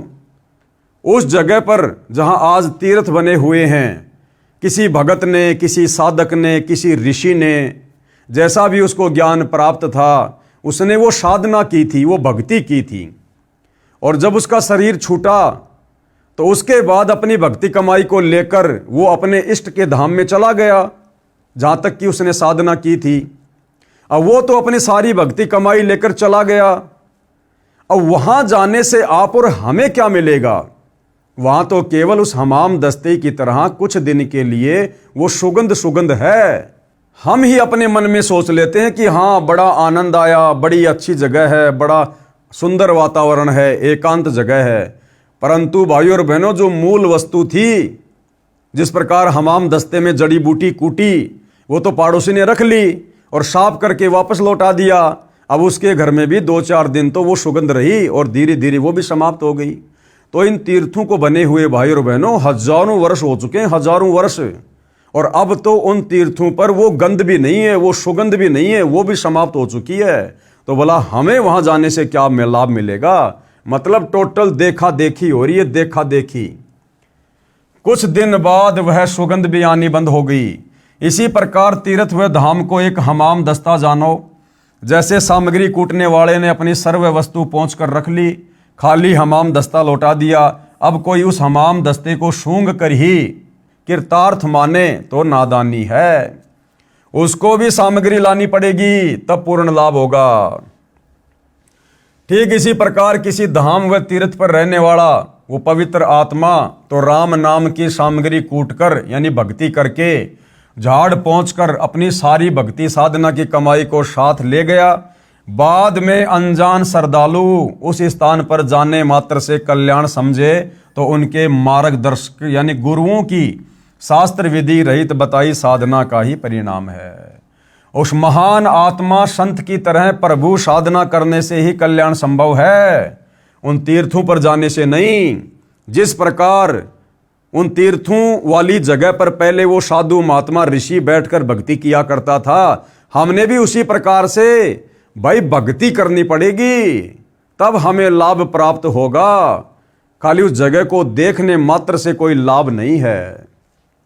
उसके लिए तत्वदर्शी संत की खोज करके उससे उपदेश लेकर आजीवन भक्ति करके मोक्ष प्राप्त करना चाहिए। शास्त्र विधि अनुकूल सत साधना मुझ दास रामपाल दास के पास उपलब्ध है, कृपया निःशुल्क प्राप्त करें। अब आगे गुरुदेव क्या समझा रहे हैं? तीर्थ स्थापना के प्रमाण। अब ये जितने भी तीर्थ धाम हैं नदियों के किनारे या तालाबों के किनारे, क्योंकि पहले हमारे साधु संत महात्मा ऋषिजन जो अपनी नादानी और अज्ञानता के चलते और घर परिवार को त्याग कर कर्म सन्यासी बनकर, जो कि गीता जी के विरुद्ध है, ये भक्ति करने के लिए जंगलों में चले जाया करते थे, किसी नदी के किनारे चले जाया करते थे और वहाँ बैठकर अपनी साधना किया करते थे जैसा भी उनको प्राप्त थी। और उनके मरने के बाद में वहाँ पर वो तीर्थ बन गए, वो धाम बन गए। तो इन तमाम प्रकार के धामों की, तीर्थों की, जहाँ पर आज ज़्यादातर हिंदू समाज अज्ञानता में भटक रहा है, इनकी स्थापना कैसे हुई? जब हम इनकी स्थापना के बारे में जानेंगे भाइयों और बहनों, हमारे धर्मशास्त्रों में लिखा हुआ पढ़ेंगे, हमें शर्म आएगी, शर्म। और वहाँ जाकर हमें सद्बुद्धि आएगी या हम दुर्बुद्धि का शिकार होंगे, वो भी हमें पता चलेगा। सबसे पहले है शुक्र तीर्थ कैसे बना। शुक्र तीर्थ श्री ब्रह्मा पुराण लेखक कृष्णदेवपायन अर्थात वेद व्यास जी प्रकाशक, Gita Press Gorakhpur, page number 167 168 पर भृगु ऋषि का पुत्र कवि अर्थात शुक्र ने गौतमी नदी के उत्तर तट पर जहां भगवान महेश्वर की आराधना करके विद्या पाई थी, वह स्थान शुक्र तीर्थ कहलाता है। अब बताओ, उसने तो वहां बैठकर अपनी भक्ति की और जो भक्ति कमाई करी मरने के बाद अपने साथ लेकर चला गया। और वहां जाकर हमें कैसे लाभ मिलेगा, हमें कैसे फायदा मिलेगा? भाई जैसे कहीं कोई सत्संग चल रहा है, महाराज जी सत्संग कर रहे हैं और वहां पर खीर और हलवा बनाने के लिए एक भट्ठी बनाई गई, खीर बनाई गई, हलवा बनाया गया और वो सत्संग 2 या 3 दिन का चला। लोगों ने सत्संग भी सुना और साथ में बढ़िया बढ़िया भोजन भी खाया, हलवा खाई, खीर खाई। अब वो सत्संग समाप्त हो गया, श्रद्धालुओं ने सारा सामान वहां से उठा लिया, टेंट भी उखाड़ लिए, महाराज जी भी चले गए, भगत भी चले गए। अब वो भट्ठी पड़ी है, राख पड़ी है। अब कोई व्यक्ति वहां जाकर ये कहे कि चल तुझे वहां लेके चलता हूं जहां पर महाराज जी आए थे, सत्संग किया था और वहां पर खीर बनाई थी, हलवा बनाया था।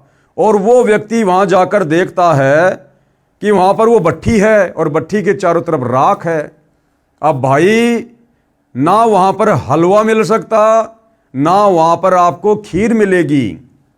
वो तो जिस समय वो महात्मा था, सत्संग कर रहा था, अगर उस समय आप जी होते, वहां जाते, तो सत्संग भी सुनने को मिलते और बढ़िया बढ़िया भोजन भी खाने को मिलते। अब महाराज जी तो अपना सामान समेट कर कहीं और चला गया सत्संग करने के लिए, और वहां तो केवल वो भट्ठी भट्ठी है, वो केवल यादगार है कि हाँ यहां पर सत्संग हुआ था, इस भट्ठी के ऊपर खीर बनी थी, हलवा बना था, वो केवल यादगार है। उस भट्ठी के चाहे 50 चक्कर काट लो, आपकी भूख शांत नहीं हो सकती। तो इसी प्रकार ये जितने भी तीर्थ हैं, धाम हैं, वहां पर किन किन लोगों ने कैसी कैसी घटनाओं को जन्म दिया, क्या क्या घटनाएं घटित हुई, किसी ने अच्छे कार्य किए, किसी ने बुरे कार्य किए, उसके बाद वो तो शरीर छोड़ के चले गए और पीछे से हमारे नादान धर्मगुरुओं ने काल प्रेरणा से हमें अध्यात्म के नाम पर भटकाने के लिए उनको तीर्थों का नाम देकर और अपनी धार्मिक पूजाएं शुरू करवा दी, अपनी पेट पूजा के लिए वहां पर एक प्रकार से धार्मिक धंधा शुरू करवा दिया। तो इस प्रकार से ये शुक्र तीर्थ की स्थापना हुई थी, जहां पर वर्तमान में जाने से हमें किसी प्रकार का कोई लाभ नहीं है। अब आगे ध्यान से पढ़ना भाइयों और बहनों। सरस्वती संगम तीर्थ तथा पुरूरव तीर्थ, इनकी स्थापना कैसे हुई, जहां पर लाखों श्रद्धालु प्रति वर्ष जाते हैं। श्री ब्रह्मा पुराण पेज नंबर 172 173 पर यह प्रमाणित बातें हैं। सतगुरु रामपाल जी ने अपने हाथ से, अपने तरफ से एक भी मनमुखी बात, एक भी मनमुखी शब्द नहीं लिखा है। ये जो भी प्रमाण हैं इन तीर्थों के, आपको साथ में उस पुराण का नाम कौन से पेज पर है, कौन से अध्याय में है, साफ साफ बताया जा रहा है। 200-250 रुपये का पुराण आता है, किसी भी धार्मिक पुस्तक की दुकान से लेकर खरीद कर देख सकते हैं। तो ये जो सरस्वती संगम है, जिसको पुरूरव तीर्थ भी कहते हैं, जहां पर लाखों श्रद्धालु जाते हैं, सोचिए वो कैसे बना। श्री ब्रह्म पुराण पेज नंबर 172 173 पर एक दिन राजा पुरूरवा श्री ब्रह्मा जी की सभा में गए। वहां ब्रह्मा जी की पुत्री सरस्वती को देखकर उससे मिलने की इच्छा व्यक्त की।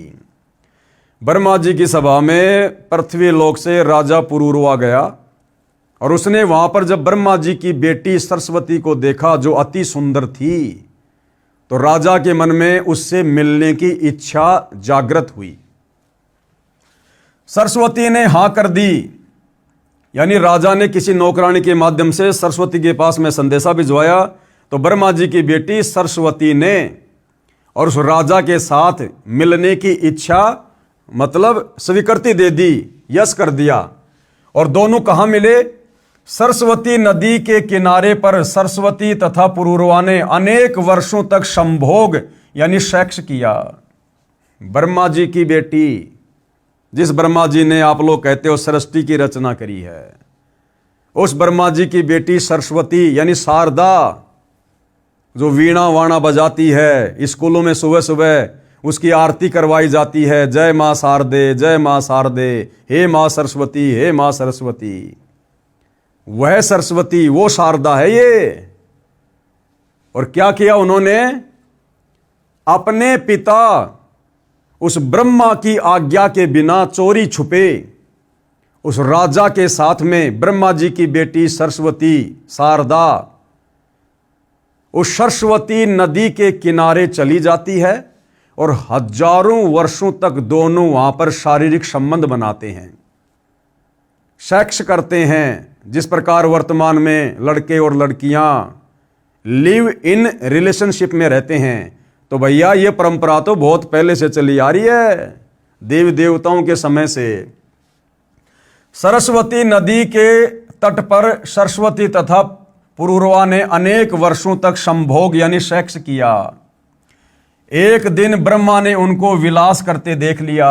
एक दिन ब्रह्मा जी ने अपनी बेटी सरस्वती को और उस राजा पुरूरवा को शारीरिक संबंध करते समय, सेक्स करते समय देख लिया, पकड़ लिया।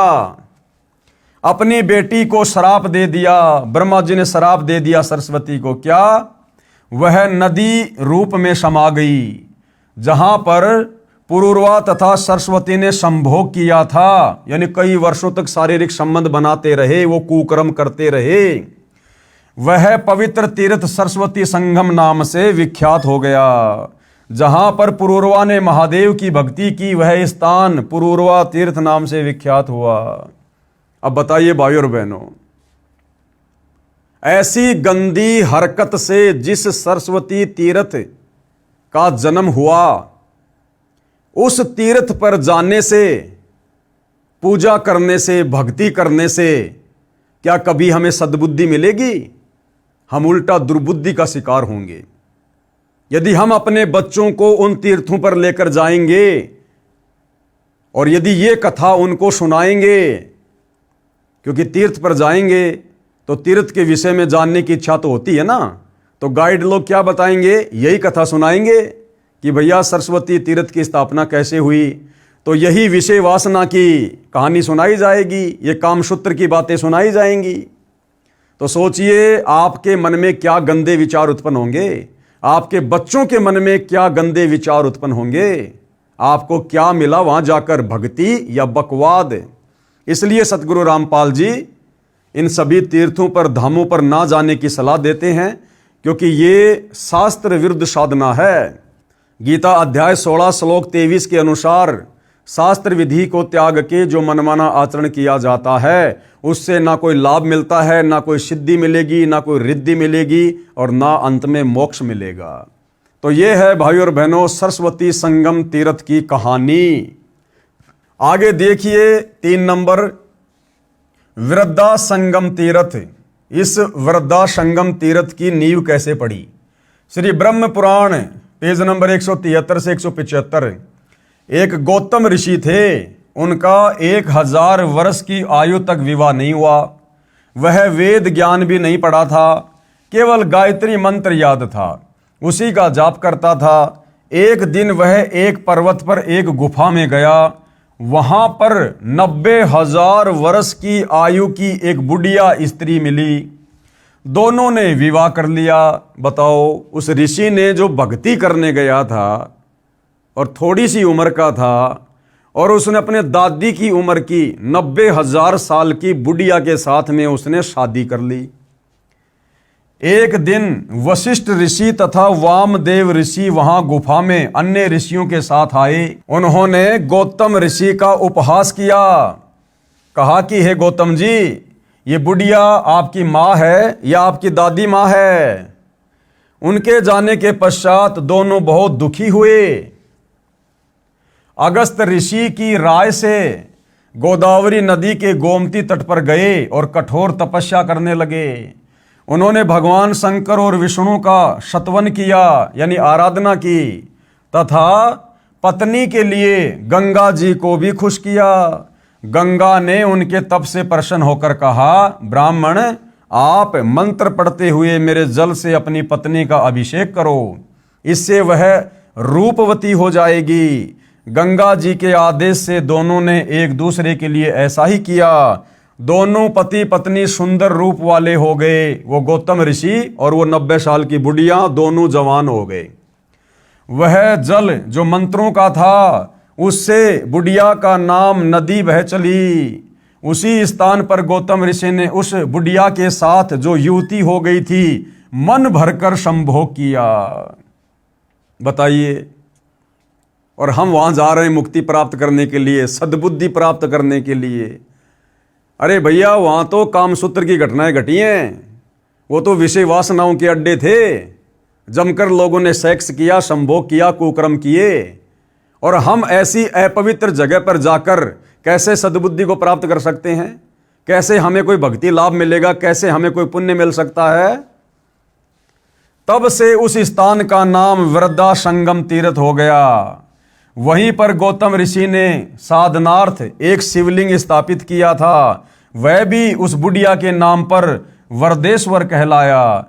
इस बुढ़िया संगम तीर्थ की कथा सब पापों का नाश करने वाली है, ऐसा उस पुराण में लिखा हुआ है।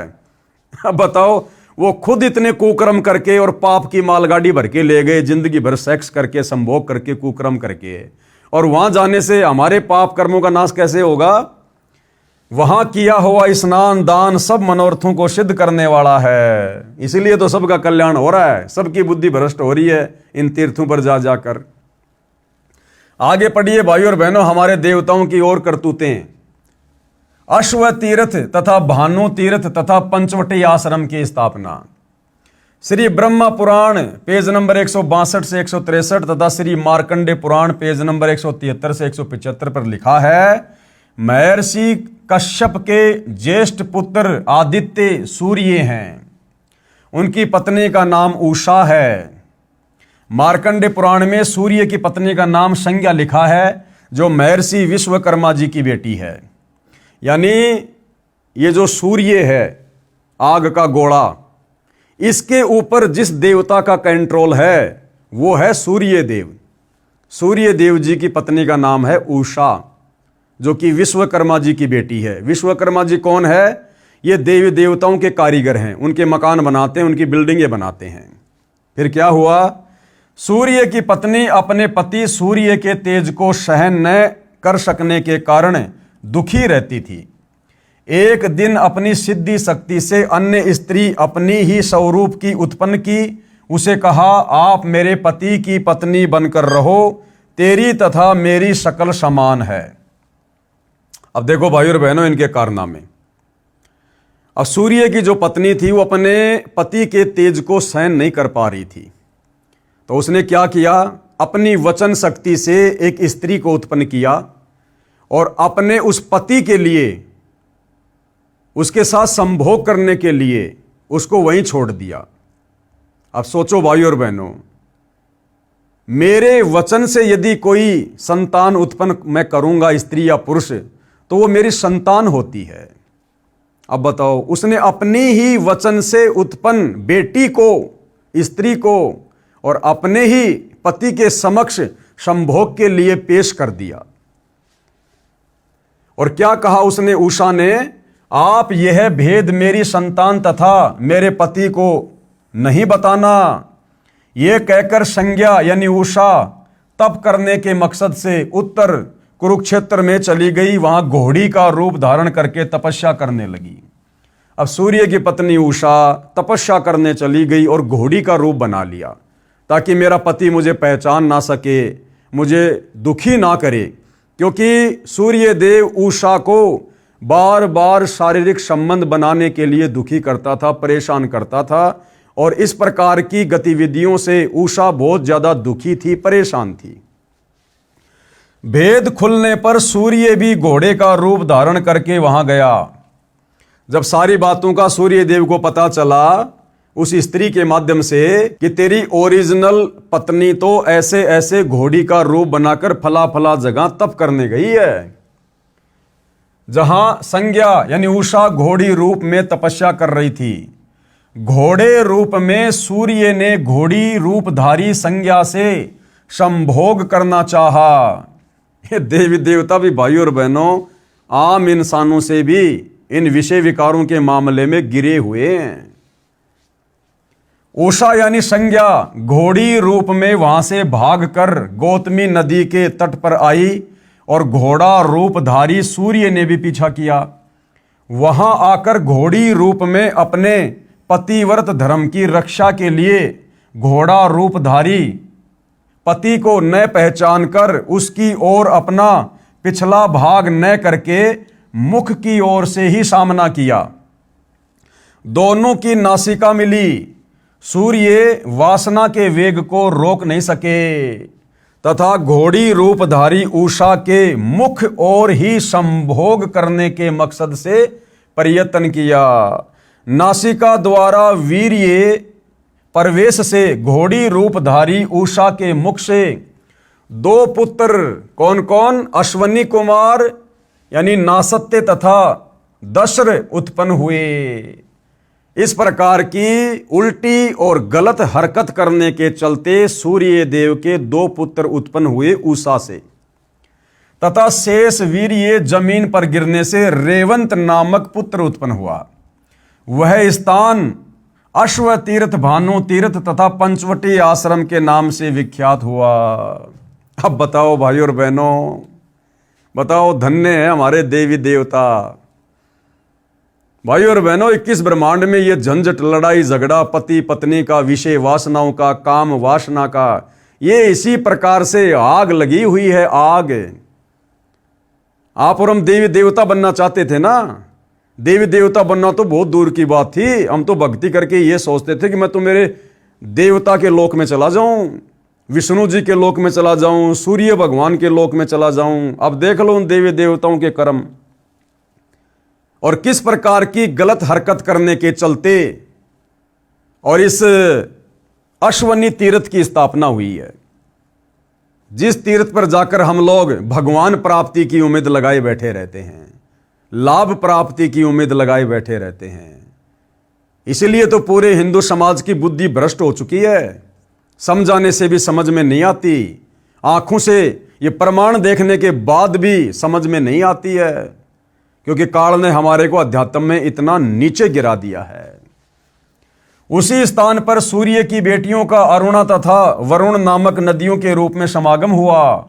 उसमें भिन्न भिन्न देवताओं और तीर्थों का पृथक पृथक समागम हुआ।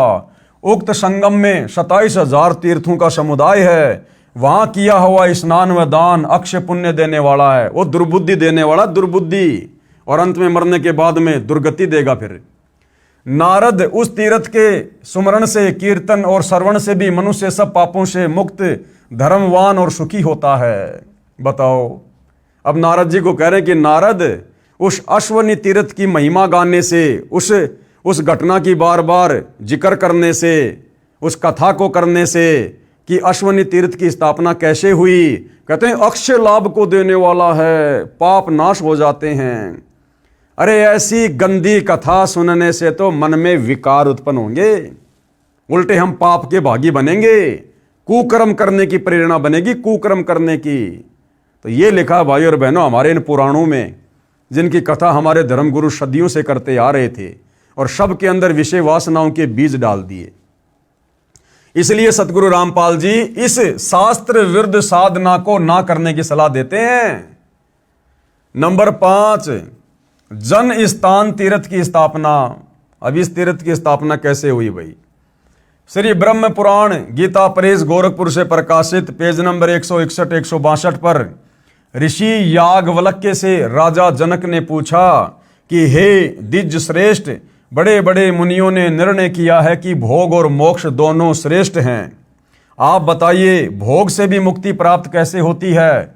ऋषि याज्ञवल्क्य जी ने कहा, इस प्रश्न का उत्तर आप ससुर वरुण जी ठीक ठीक बता सकते हैं।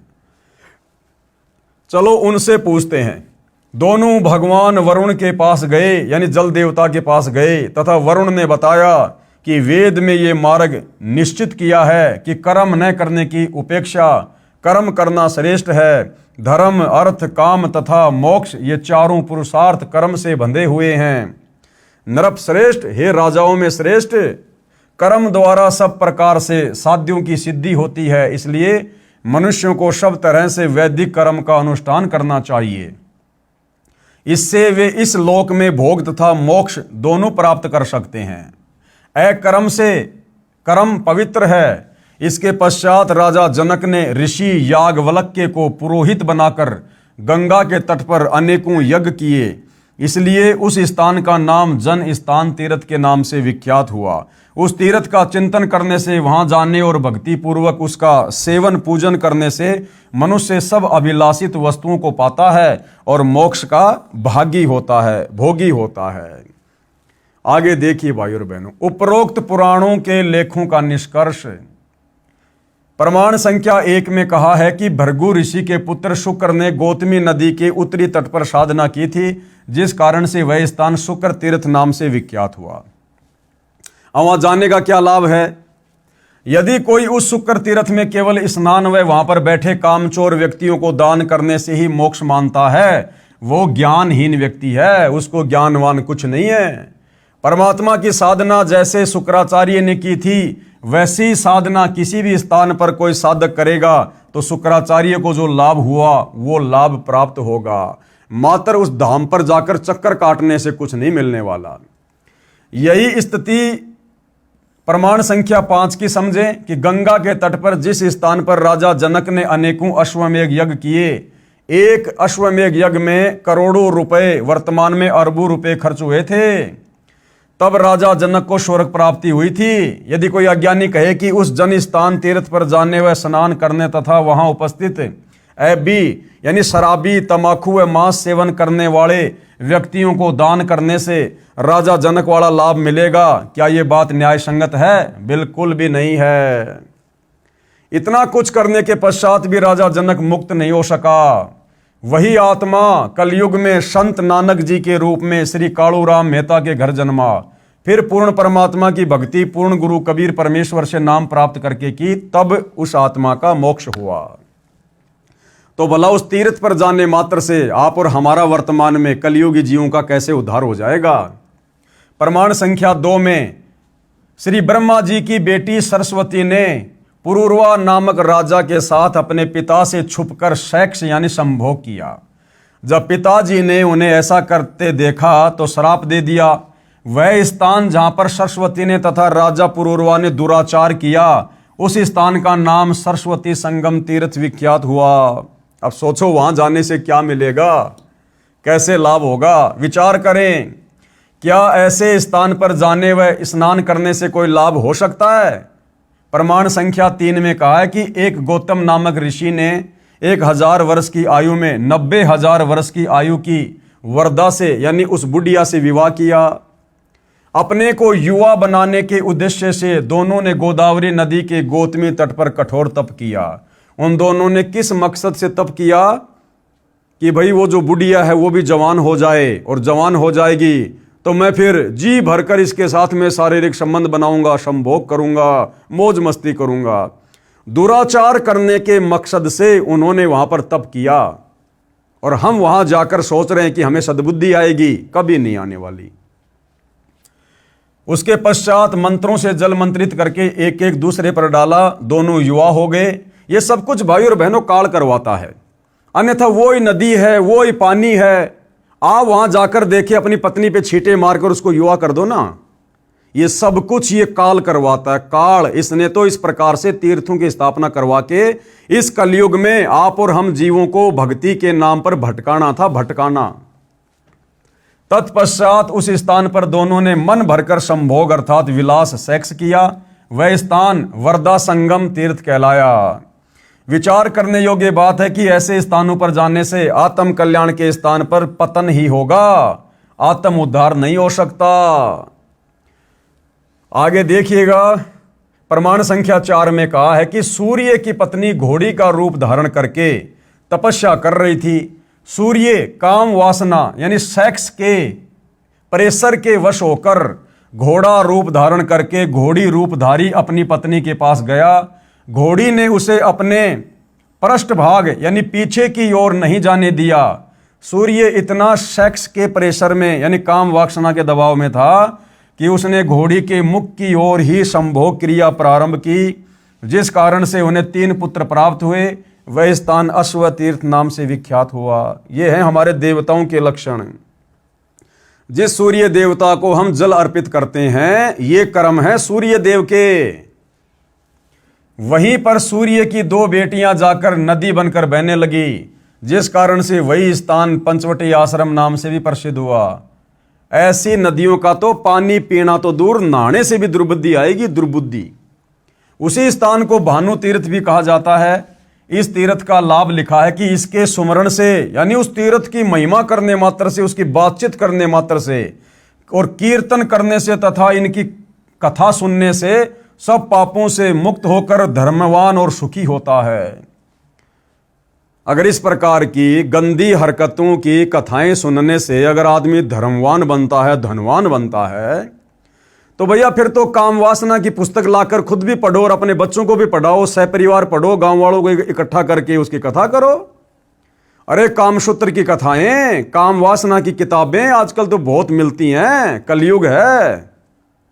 तो इस प्रकार की पुस्तकें लाके हमारे धर्म गुरुओं को और उन धर्म गुरुओं पर अंधा विश्वास करने वाले हमारे हिंदू भाई बहनों को विषय वासनाओं की पुस्तकें लाकर, कामसूत्र की पुस्तकें लाकर और सहपरिवार बैठकर पढ़नी चाहिए, जिससे हम धर्मवान बनेंगे और धनवान बनेंगे।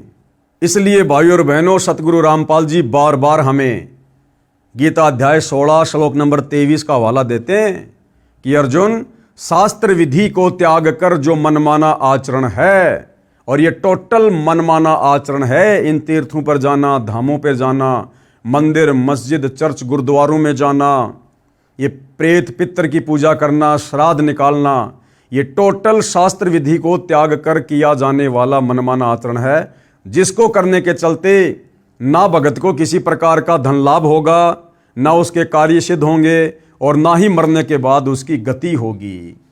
इसलिए भाइयों और बहनों, गीता अध्याय 4 श्लोक नंबर 34 में ये गीता का ज्ञान देने वाला ब्रह्म, ये काल अर्जुन से कह रहा है कि अर्जुन, अगर तुझे संपूर्ण पापों से मुक्ति प्राप्त करनी है, जन्म मरण के बंधन से छुटकारा प्राप्त करना है, तो किसी तत्वदर्शी संत की खोज कर ले भाई, और उस तत्वदर्शी संत के बताए अनुसार भक्ति साधना कर, धर्म कर्म कर, उसके बाद तेरी मुक्ति होगी। अन्यथा भाई जन्म मिलते रहेंगे और इसी प्रकार से उल्टी साधनाओं में काल हमारे को भरमाता रहेगा, भटकाता रहेगा।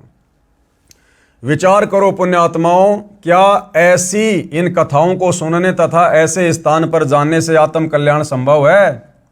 इसलिए शास्त्रों में 5 वेद और गीता जी के अनुसार भक्ति करने से सर्व पापों से मुक्त होकर पूर्ण मोक्ष संभव है, इन तीर्थों पर जाकर धक्के खाने से नहीं।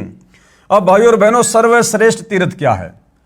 ये बाकी तीर्थ तो हमने देख लिए, इनके कथाएं पढ़ ली, कौन से पुराण में कहाँ लिखा हुआ है आंखों से देख लिया, कैसी कैसी वहाँ पर जो सुनने में भी अच्छी नहीं लगती, ऐसी ऐसी घटनाओं के माध्यम से उन तीर्थों का जन्म हुआ है।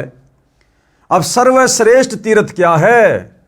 जिस तीर्थ में स्नान करने से, जहाँ पर जाने से वास्तव में हमारे पाप कटेंगे, वास्तव में हमें भक्ति मिलेगी और वास्तव में हमें सद्बुद्धि आएगी, हमारे मन का मैल साफ होगा। वो तीर्थ क्या है? वो तीर्थ है चित्त शुद्धि तीर्थ, यानी मन को शुद्ध करने वाला तीर्थ, मन के मैल को काटने वाला तीर्थ। और वो क्या है? परम संत का सत्संग। प्रश्न नंबर 47, सर्वश्रेष्ठ तीर्थ कौन सा है जिससे सभी तीर्थों से अधिक लाभ मिलता है? तो क्या बताया गया है? उत्तर, सर्वश्रेष्ठ चित्त शुद्धि तीर्थ है, जो हमारी आत्मा पर जमे मैल को समाप्त कर दे, ऐसा तीर्थ चित्त शुद्धि तीर्थ। चित्त शुद्धि तीर्थ अर्थात तत्वदर्शी संत का सत्संग सर्व तीर्थों से श्रेष्ठ है। तत्वदर्शी संत के सत्संग सुनना, तत्वदर्शी संत के दिशा निर्देश अनुसार सत भक्ति करना, धर्म कर्म करना, ये वास्तव में चित्त शुद्धि तीर्थ है। इसीलिए गीता का ज्ञान देने वाला काल ब्रह्म अंत में अर्जुन को कह रहा कि अर्जुन, किसी तत्वदर्शी संत की खोज कर ले, अन्यथा भैया अगर मेरे चक्कर में पड़ा रहेगा तो ऐसे ही तेरी दुर्गति होगी। फिर श्री देवी पुराण छठा स्कंद अध्याय 10 पेज नंबर 417 पर लिखा है, व्यास जी ने राजा जन्मे जैसे कहा, राजन यह निश्चय है कि तीर्थ देह संबंधी मैल को साफ कर देते हैं। कौन से तीर्थ? ये बाकी के जो तीर्थ है ना, ये सरस्वती तीर्थ है, गंगा तीर्थ है, जमुना तीर्थ है, अश्वनी तीर्थ है, तो कह रहे हैं कि वहां जाने मात्र से शरीर का मैल तो साफ हो सकता है, शरीर का मैल तो कट जाएगा, क्योंकि वहां जाओगे, नदी में नहाओगे रगड़ के मार मार के, तो शरीर का मैल वो तो थोड़ा बहुत साफ हो सकता है। यह निश्चय है कि तीर्थ देह संबंधी मैल को साफ कर देते हैं, किंतु मन के मैल को धोने की शक्ति तीर्थों में नहीं है। परंतु इन शास्त्र विरुद्ध तीर्थों में जाकर नहाने से मन का मैल, यानी मन के ऊपर जो मैल जमा हो रखा है, बुराइयों का, विषय वासनाओं का, ये मैल नहाने मात्र से साफ नहीं हो सकता, किंतु मन के मैल को धोने की शक्ति तीर्थों में नहीं है। चित्त शुद्धि तीर्थ गंगा आदि तीर्थों से भी अधिक पवित्र माना जाता है। कौन सा? चित्त शुद्धि तीर्थ इन तमाम प्रकार के काल के द्वारा शुरू करवाए गए तीर्थों से कहीं अधिक पवित्र माना जाता है। यदि भाग्यवश चित्त शुद्धि तीर्थ सुलभ हो जाए, भाई बहनों यहां पर भाग्यवश शब्द लिखा है, भाग्यवश, और ये जितने भी तीर्थ हैं जो काल ने शुरू करवाए हैं, वहां पर भाग्यवश नहीं लिखा हुआ। यानी परम संत का सत्संग, तत्वदर्शी संत की शरण बड़े सौभाग्य से मिलती है, बड़े सौभाग्य से। युगों युगों के मजबूत संस्कार के बाद हमें तत्वदर्शी संत की शरण मिलती है, ये सत भक्ति करने का मौका मिलता है। तो क्या कह रहे हैं कि भाग्यवश चित्त शुद्धि तीर्थ सुलभ हो जाए, तो अर्थात तत्वदर्शी संतों का सत्संग रूपी तीर्थ प्राप्त हो जाए, तो मानसिक मैल के धुल जाने में कोई संदेह नहीं, यानी मन का सारा मैल साफ हो जाएगा। परंतु राजन, इस चित्त शुद्धि तीर्थ को प्राप्त करने के लिए ज्ञानी पुरुषों अर्थात तत्वदर्शी संतों के सत्संग की विशेष आवश्यकता है। वेद शास्त्र व्रत तप यज्ञ और दान से चित्त शुद्धि होना बहुत कठिन है। वशिष्ठ जी ब्रह्मा जी के पुत्र थे, उन्होंने वेद और विद्या का सम्यक प्रकार से अध्ययन किया था, गंगा के तट पर निवास करते थे, तथापि द्वेष के कारण उनका विश्वामित्र के साथ झगड़ा हो गया और दोनों ने परस्पर श्राप दे दिए तथा उनमें भयंकर युद्ध होने लगा। इससे सिद्ध हुआ कि संतों के सत्संग से चित्त शुद्धि कर लेना अति आवश्यक है, अन्यथा इन नदी और तालाबों वाले तीर्थों पर नहाते नहाते वशिष्ठ और विश्वामित्र का भी मन का मैल साफ नहीं हुआ और उन दोनों ने एक दूसरे को श्राप दे दिया था मरने का, और भयंकर युद्ध हुआ उनमें। अन्यथा वेद ज्ञान तप व्रत तीर्थ दान तथा धर्म के जितने साधन हैं, वे सब के सब कोई विशेष प्रयोजन सिद्ध नहीं कर सकते। श्री देवी पुराण से लेख समाप्त। अब बताओ भाइयों और बहनों, कौन से तीर्थों पर जाकर चित्त शुद्ध होगा, कौन से तीर्थों पर जाकर मन का मैल साफ होगा, कौन से तीर्थ पर जाकर सद्बुद्धि आएगी और कौन से तीर्थों पर जाकर हम दुर्बुद्धि के शिकार होंगे। अब ये निर्णय तमाम प्रकार के सबूत देखने के बाद हमने स्वयं करने पड़ेंगे। हम इंसान हैं, जानवर नहीं हैं। और ये धर्मशास्त्र, ये पुराण सतगुरु रामपाल जी ने नहीं लिखे। जिस महर्षि वेदव्यास जी को आप हिंदू समाज के भाई बहन भगवान की संज्ञा देते हैं कि भगवान वेदव्यास, आपके उसी भगवान वेदव्यास ने लिखे हैं। कम से कम उनकी लेखनी को तो सत्य मानो। सतगुरु रामपाल जी तो केवल तुम्हें सत्य से परिचित करवा रहे हैं, तुम्हारा जीवन नाश होने से बचा रहे हैं। विशेष विचार। उपरोक्त श्री देवी पुराण के लेख से स्पष्ट है कि तत्वदर्शी संतों के सत्संग से श्रेष्ठ कोई भी तीर्थ नहीं है, और वर्तमान में वह तत्वदर्शी संत सतगुरु रामपाल जी हैं। उनके सत्संग भले आप घर बैठे मोबाइल से यूट्यूब पर सुनो, चाहे उनसे कोई मेमोरी कार्ड प्राप्त करके या टीवी चैनल पर उनके सत्संग आते हैं वो सुनो, इससे बढ़कर संसार में दूसरा कोई चित्त शुद्धि तीर्थ यानी मन के मैल को, विकारों को शुद्ध करने वाला तीर्थ नहीं है। तथा तत्व दृष्टा संत के बताए मार्ग से साधना करने से कल्याण संभव है। और मोक्ष कैसे होगा?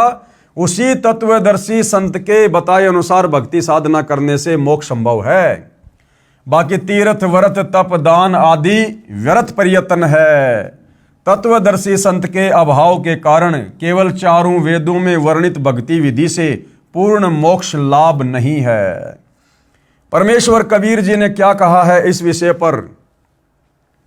सतगुरु बिन वेद पढ़े जो प्राणी और समझे न सार रहे अज्ञानी। ये हमारे जितने भी धर्मगुरु हैं, आचार्य शंकराचार्य हैं, जिनके हम नाम गांव पते जानते हैं, इनको किसी को भी वेद ज्ञान नहीं, गीता का ज्ञान नहीं। केवल संस्कृत भाषा बहुत अच्छी आती थी, जिस कारण से इन्होंने वेदों को, गीता को, श्लोकों को कंठस्थ याद कर लिया, उन कथाओं को सुनाना प्रारंभ कर दिया और रोजी रोटी का धंधा इन्होंने इन धर्मशास्त्रों को बनाया। परंतु मुक्ति का मार्ग इनके पास नहीं है। ये लोग तत्वदर्शी संत के अभाव में इन हमारे धर्मशास्त्रों में, वेदों में, गीता जी में वास्तव में लिखा क्या है भक्ति और भगवान के विषय में, ये लोग निष्कर्ष नहीं निकाल पाए। तो कहते हैं सतगुरु के बिना जो व्यक्ति वेद पढ़ेगा, समझे ना सार रहे अज्ञानी। सतगुरु यानी सच्चा गुरु। खाली लाल कपड़े पहन लेने से, गले में रुद्राक्ष की माला डाल लेने से, ऊंची ऊंची संस्कृत बोलने से कोई सतगुरु नहीं होता। या अपने नाम से पहले सतगुरु शब्द लिखवा ले, वो सतगुरु नहीं होता। सतगुरु वो होता है जो अध्यात्म के विषय में हम धर्मशास्त्रों का सार निकाल कर दे दे आत्मा के कल्याण के लिए। तो वर्तमान में वह सतगुरु रामपाल जी हैं। उनकी शरण में आए बिना भाई, चाहे देवी देवता हो, चाहे ब्रह्मा विष्णु महेश हो, चाहे शंकराचार्य हो, चाहे आचार्य हो, ये अध्यात्म के विषय में क ख ग भी नहीं जान सकते और अंत में ये अज्ञानी ही रहेंगे। सतगुरु बिन काहू न पाया ज्ञाना, जो थोता बुस छिड़े मूड किसाना। 68 तीर्थ भ्रम भ्रम आवे, सब फल सतगुरु चरना पावे। ये दुनिया भर के जो 68 तीर्थ हैं, लोग नादानी में जिनकी यात्रा करते हैं, लाखों रुपया खर्च करते हैं, कहते हैं सच्चे सतगुरु की शरण में आकर उनके बताए अनुसार भक्ति कर। सच्चे सतगुरु के चरणों में 68 तीर्थों से भी ज्यादा लाभ तुझे घर बैठे मिलेगा। 68 तीर्थ भ्रम भ्रम आवे, 100 फल सतगुरु के चरणों में पावे। और कबीर तीर्थ कर कर जग मुआ, उड़े पानी नहाए। सत नाम के जाप नहीं, काल घसीटे जाए। चाहे कितना तीर्थों में जाके नहा लो, लेकिन भाई सच्चे सतगुरु से जब तक सच्चा नाम नहीं मिलेगा, सतनाम नहीं मिलेगा, तब तक काल आपकी ऐसे दुर्गति रखेगा। सूक्ष्म वेद अर्थात तत्व ज्ञान में क्या कहा है? 68 तीर्थ ब्रह्म ब्रह्म आवे, 100 फल सतगुरु चरणों पावे। गंगा यमुना बद्री समेते, जगन्नाथ धाम है जेते। तुम्हारी गंगा नदी, यमुना नदी, तुम्हारा ये बद्रीनाथ समेत ये जो जगन्नाथ धाम है, जितने भी धाम हैं, उनमें भ्रमणे भटकने से कोई भी फल प्राप्त नहीं होगा। भर में फल प्राप्त होए न जेतो, और गुरु सेवा में फल पावे ते। तो उन धामों पर भटकने से तुम्हें वो फल नहीं मिलेगा जो फल तुम्हें सतगुरु की सच्ची भक्ति में, सच्चे सुमरण में मिलेगा। कोटिक तीर्थ सब कर आवे, गुरु चरणा फल तुरंत ही पावे। चाहे तुम दुनिया भर के कितने तीर्थों पर जाकर धक्के खा लो, करोड़ों तीर्थों पर चाहे तुम करोड़ों बार जाओ, तुम्हें कोई लाभ किसी भी प्रकार का अध्यात्म का नहीं मिलेगा। और सतगुरु के चरणों में यानी उनके बताए अनुसार सत भक्ति, सत सुमरण करने से आपको थोड़े से सुमरण से करोड़ों तीर्थों से भी कहीं ज्यादा लाभ मिलेगा। सतगुरु मिले तो अगम बतावे। अगम यानी मोक्ष का मार्ग बताएगा, सनातन परम धाम की जानकारी देगा। और जम की आंच ताही नहीं आवे। जम यानी ये काल, यमराज, ये हमें किसी प्रकार से दुखी नहीं कर सकता, गधा कुत्ता सुअर नहीं बना सकता, तपतशिला पर नरक में नहीं डाल सकता। भक्ति मुक्ति को पंथ बतावे कौन? सच्चा सतगुरु। और बुरा होण को पंथ छुड़ावे। और जो बुराइयां होती हैं, सच्चा सतगुरु अपना ज्ञान देकर चित्त शुद्धि तीर्थ में हमें डुबकी लगवाकर, चित्त शुद्धि तीर्थ क्या? सच्चे सतगुरु का सत्संग हमारी सारी बुराइयां छुड़वा देता है। और सतगुरु भक्ति मुक्ति के दानी, सच्चा सतगुरु ही भक्ति देकर फिर मुक्ति दिलवाता है। और सतगुरु बिना न छूटे खानी। बिना सच्चे सतगुरु तत्वदर्शी संत की शरण में आए बिना हमारी 4 खानियां नहीं समाप्त हो सकती। अंडज, जेरज, उद्भज, श्वेतज, ये 4 प्रकार की खानियां हैं जिनमें 84 लाख प्रकार के जीव कष्ट भोगते हैं। तो बिना सच्चे सतगुरु की शरण के हम इन 4 खानियों में भ्रमने भटकने से नहीं बच सकते। सतगुरु गुरु सुरधेनु समाना और पावे चरण मुक्ति परवाना। जो सच्चा सतगुरु होता है, तत्वदर्शी संत, कहते हैं वो देवताओं की जो गाय होती है सुरधेनु, और देवताओं का जो वो कल्प जो वृक्ष होता है सुरतरु, जिनके नीचे बैठने मात्र से जो भी मन में सोचेंगे कल्पना करेंगे वही इच्छित वस्तु हमें प्राप्त हो जाती है। कहते हैं उस तेरे देवताओं के उस सुरतरु और सुरधेनु से सच्चे सतगुरु की शरण में आकर तुझे वो मिलेगा जो वहां पर लाख जन्म में नहीं मिल सकता। सरलार्थ किया गुरुदेव ने इन वाणियों का कि पूर्ण परमात्मा द्वारा दिए तत्व ज्ञान यानी सूक्ष्म वेद में कहा है कि तीर्थों और धामों पर जाने से कोई पुण्य लाभ नहीं है। असली तीर्थ सतगुरु यानी तत्वदर्शी संत का सत्संग सुनने जाना है। जहां तत्वदर्शी संत का सत्संग होता है वह सर्वश्रेष्ठ तीर्थ तथा धाम है। तो भाई सतगुरु रामपाल जी के सत्संग मोबाइल में अपने घर पर बैठकर सुनने मात्र से आप अपने घर को ही तीर्थ बना सकते हो, घर को ही तीर्थ। इसी कथन का साक्षी संक्षिप्त श्रीमद् देवी भागवत महापुराण भी है। उसमें 6 स्कंद के अध्याय 10 में लिखा है कि सर्वश्रेष्ठ तीर्थ तो चित्त शुद्ध तीर्थ है। जहां तत्वदर्शी संत का सत्संग चल रहा है उसके अध्यात्म ज्ञान से चित्त की शुद्धि होती है, मन का मैल समाप्त होता है, भक्ति के विषय में जानकारी प्राप्त होती है, बुराइयां छूटती है, शास्त्रोक्त अध्यात्म ज्ञान तथा शास्त्रोक्त भक्ति विधि का ज्ञान होता है। यानी वास्तव में मुक्ति के लिए सच्ची भक्ति क्या है यह तत्वदर्शी संत के सत्संगों से पता चलता है, जिससे जीव का कल्याण होता है। अन्य तीर्थ मात्र भ्रम है। बाकी भाई गंगा, जमुना, सरस्वती, अश्वनी तीर्थ, सरस्वती तीर्थ, बद्रीनाथ, केदारनाथ, नैना देवी, ज्वाला देवी, ये सब भ्रम है, भ्रम।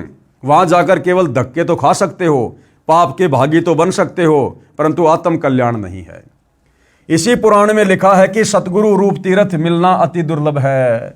यानी सच्चे सतगुरु का मिलना भाई ये अति दुर्लभ है। देवता लोग भी सतगुरु की शरण में आने के लिए तरसते हैं, तड़पते हैं, और आप और हमें वह सतगुरु बड़ी आसानी से वर्तमान में सुलभ है। तो भाई और बहनों, समझदार तो मौका उठा लेगा, देर नहीं करेगा। सूक्ष्म वेद में बताया है कि सतगुरु तो कल्प वृक्ष तथा कामधेनु के समान है। जैसे पुराणों में कहा है कि स्वर्ग में कल्प वृक्ष तथा कामधेनु है, उनसे जो भी मांगो सब सुविधाएं प्रदान कर देते हैं। इसी प्रकार सतगुरु जी सत्य साधना बताकर सर्व लाभ भगत को प्रदान करवा देते हैं तथा अपने आशीर्वाद से भी अनेकों लाभ देते हैं। भक्ति करवाकर मुक्ति की राह आसान कर देते हैं। इसलिए कहा है कि एक साधे सब सदे, सब साधे सब जाए, और माली सिंचे मूल को फले फूले अघाए। एक साधे सब सदे, एकमात्र तत्वदर्शी संत सतगुरु रामपाल जी की शरण में आकर भक्ति करने से हमें वो तमाम प्रकार के आध्यात्मिक, सांसारिक और भौतिक लाभ प्राप्त होंगे जो हम इस काल के द्वारा शुरू करवाए गए धामों पर, तीर्थों पर और शास्त्र विरुद्ध साधना को करके असंख्य जन्म भी प्राप्त नहीं कर सकते। शब्दार्थ, एक सतगुरु रूप तीर्थ पर जाने से सब लाभ मिल जाता है। सब तीर्थों, धामों व अन्य अंधश्रद्धा भक्ति से सब लाभ समाप्त हो जाते हैं। जैसे आम के पौधे की एक जड़ की सिंचाई करने से पौधा विकसित होकर पेड़ बनकर बहुत फल देता है। यदि पौधे को उल्टा करके जमीन में गड्ढे में शाखाओं की ओर से रोप कर शाखाओं की सिंचाई करेंगे तो पौधा नष्ट हो जाएगा। तो भैया काल के द्वारा शुरू करवाए गए इन तीर्थों पर, धामों पर जाना, मंदिर, मस्जिद, चर्च, गुरुद्वारों में जाकर भक्ति की उम्मीद करना, तो भैया पेड़ को यानी पौधे को गमले में शाखाओं की ओर से रोप कर सिंचाई करने जैसा है। वो पौधा सूखेगा ही सूखेगा। पौधे को गमले में जड़ की ओर से रोपना पड़ेगा और फिर जड़ की सिंचाई करनी पड़ेगी, जिससे पूरा पौधा बड़ा होगा, और बड़ा होगा तो उसके फल भी लगेंगे। तो भाई वो शास्त्र अनुकूल सत भक्ति वाला पौधा वर्तमान में सतगुरु रामपाल जी का सत्संग है। इसलिए एक सतगुरु रूप तीर्थ पर जाने से सर्व लाभ मिल जाता है। जैसा कि संक्षिप्त श्रीमद् देवी भागवत महापुराण में लिखा है कि सतगुरु रूप तीर्थ मिलना अति दुर्लभ है, परंतु आप जी को सतगुरु रूप तीर्थ अति सुलभ है। यानी वर्तमान में सतगुरु रामपाल जी बड़ी आसानी से आप और हमारी आत्मा के कल्याण के लिए धरती पर सुलभ हैं। इसमें आप और हमारी कोई उपलब्धि नहीं है। ये सतगुरु रामपाल जी परमेश्वर जी की एक दया है, एक मेहर है उनकी हमारे ऊपर, जो परमेश्वर ने ऐसे घोर कलयुग में इतनी आसानी से हमें अपना हाथ पकड़वा दिया।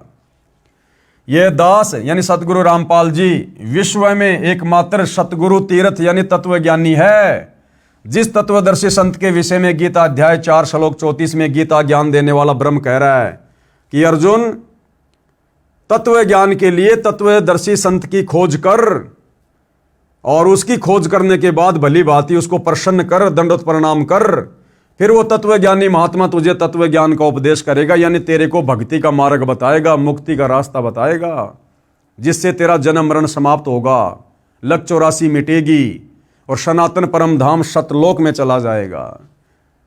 आओ और सत्य भक्ति प्राप्त करके जीवन सफल बनाओ।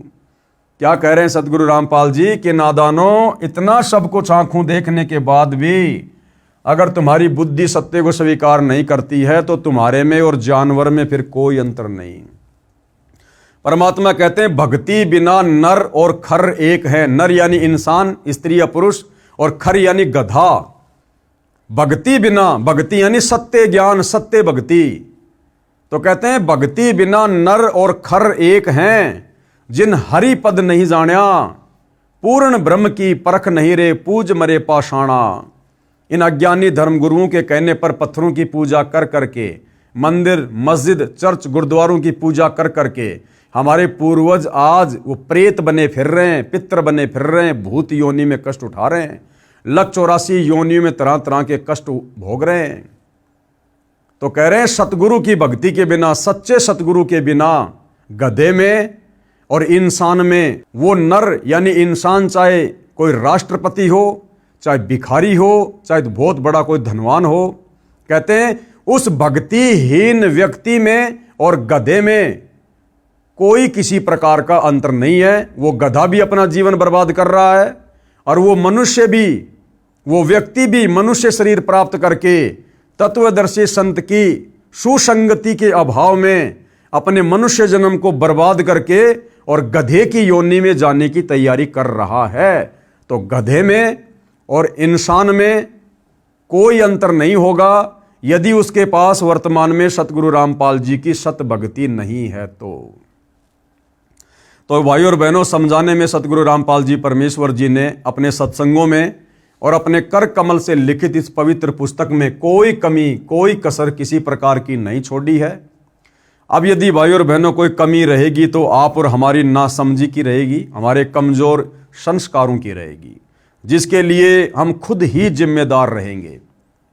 अभी तो इस पुस्तक पर केवल आधे वीडियो बने हैं, अभी तकरीबन 18 से 20 वीडियो और बनेंगे। अध्यात्म के विषय में हमें और अधिक जानकारी प्राप्त होगी, और जब तत्वदर्शी संत पृथ्वी पर प्रकट होता है तो अपने ज्ञान की जानकारी वो हर एक मानव शरीरधारी प्राणी, स्त्री या पुरुष तक, बच्चे या बुजुर्ग तक अवश्य पहुंचाता है। क्योंकि कल को फिर ये आत्मा शरीर छोड़ने के बाद सीधा धर्मराज के दरबार में जाएगी और वहां धर्मराज एक ही सवाल करेगा कि ला भाई क्या लेकर आया। वो बोलेगा जी मैं तो कुछ नहीं लाया। क्यों नहीं लाए भाई? अरे नादान, जब तेरे को मनुष्य जन्म दिया था तू क्या कह रहा था कि हे परमात्मा मैं नीचे जाऊंगा, केवल भक्ति करूंगा, सच्चे संत की तलाश करूंगा और अपनी आत्मा का कल्याण करवाऊंगा, जन्म मरण से पीछा छुड़वाऊंगा, मुझे एक मनुष्य जन्म दे दो, एक मनुष्य जन्म दे दो। तो धर्मराज कहेगा बेटा तेरी उस प्रार्थना पर जो तूने लाखों बार की थी, तुझे मैंने मनुष्य जन्म दिया था और तू बोला मैं नीचे जाके भक्ति करूंगा, सच्चे संत की मैं तलाश करूंगा, किसी के बहकावे में नहीं आऊंगा। नादान, तूने भक्ति क्यों नहीं करी? वो कहेगा जी मुझे तो पता ही नहीं था सच्चा संत कौन है, तो तेरे को पता कैसे चलेगा? तू तो सारी जिंदगी पैसे कमाने में, 2 के 4 करने में, बिजनेस को बढ़ाने में और बकवादों में लगा रहा। और क्या तेरे को किसी ने बताया नहीं था? वो कहेगा नहीं जी मेरे को तो किसी ने नहीं बताया।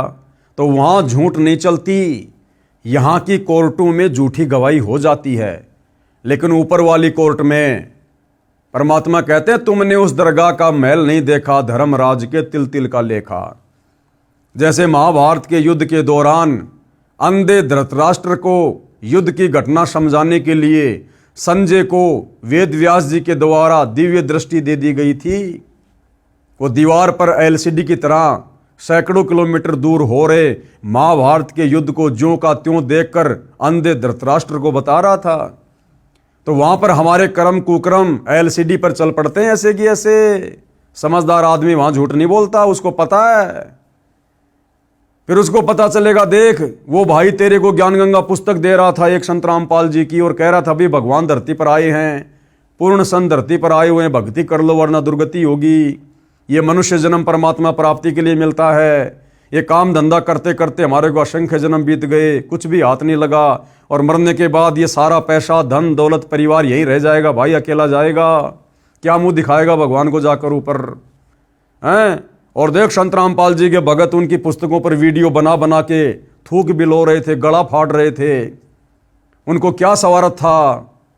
लेकिन तुम उनके भाई थे, इसलिए वो तुम्हें समझाने का प्रयास कर रहे थे कि आत्मा की दुर्गति होगी अगर भगवान की भक्ति नहीं करेगा तो। और तू क्या मजाक समझ रहा था? अरे वो काहे का संत है, काहे का संत है वो तो हमारे गांव का है, उसका खेत हमारे खेत के बराबर में है। अरे वो तो जेई की नौकरी किया करता था, उसको सरकार ने ये कर दिया था, वो कर दिया था, हैं, उसने वो कांड करवा दिए, ये कांड करवा दिए, बिना सच्चाई जाने। तो सारी की सारी बकवादे वहां पर उस भाई को दिखाई जाएंगी। फिर वो भाई नीची गर्दन करके खड़ा हो जाता है और फिर कहता कि भगवान एक जन्म और दे दो, अब की बार तो मैं पक्का भक्ति करूंगा। फिर वो नहीं सुनता धर्मराज, फिर तो कह देता यम के दूतों को पकड़ो रे इसकी गर्दन, ठोको इसको नरक में, बढ़ाओ इसको गधा। इस मनुष्य जन्म में जाके तो इसने किला तोड़ दिया, अब अगला मनुष्य जन्म दे दूंगा तो पता नहीं क्या कर लेगा ये। फिर उसको नरक में ठोक दिया जाता है, 84 लाख योनियों में भेज दिया जाता है। फिर सारी जिंदगी गधा बन के कुम्हार के लठ खाएगा फिर वो। तो ये दुर्गति भाई और बहनों फिर आप और हमारी होगी, जो वर्तमान के इस गोल्डन चांस को चूक जाएंगे, यानी सतगुरु रामपाल जी की शरण में आकर जो सत भक्ति नहीं करेंगे। और बाकी आप चाहे ब्रह्मा विष्णु महेश की खोपड़ी पे जाके बैठ के भक्ति कर लेना, भाई मुक्ति का मार्ग नहीं है। तो भाई और बहनों, समझदार को तो संकेत ही काफी होता है, बाकी भैंस के आगे बीन बजाने से कोई फायदा नहीं। लेकिन हमारी ड्यूटी है भाई, हम तो बीन बजाएंगे। क्या पता कलयुग है, परमात्मा धरती पर है, किसी को सद्बुद्धि आ जाए, भैंस भी जाग जाए। तो हमारी तो कोशिश है, हम तो इस परमार्थ के कार्य को आगे बढ़ाएंगे जो हमारे गुरुदेव भगवान ने हमें दिया है, इससे हमारी सेवा भी बनती है। तो भाई और बहनों, कल के वीडियो में हम अध्यात्म के विषय में और आगे जानने का प्रयास करेंगे गुरुदेव के आशीर्वाद से। तब तक गुरुदेव भगवान हम सबको आज्ञा दे, आशीर्वाद दे, सद्बुद्धि दे, हमारा मार्गदर्शन करे और हमारे अंदर वो प्रेरणा प्रकट करे, जिससे हम घर बैठे मोबाइल से उनके सत्संग सुनना शुरू करें। बंदी छोड़ सतगुरु रामपाल जी भगवान की जय हो।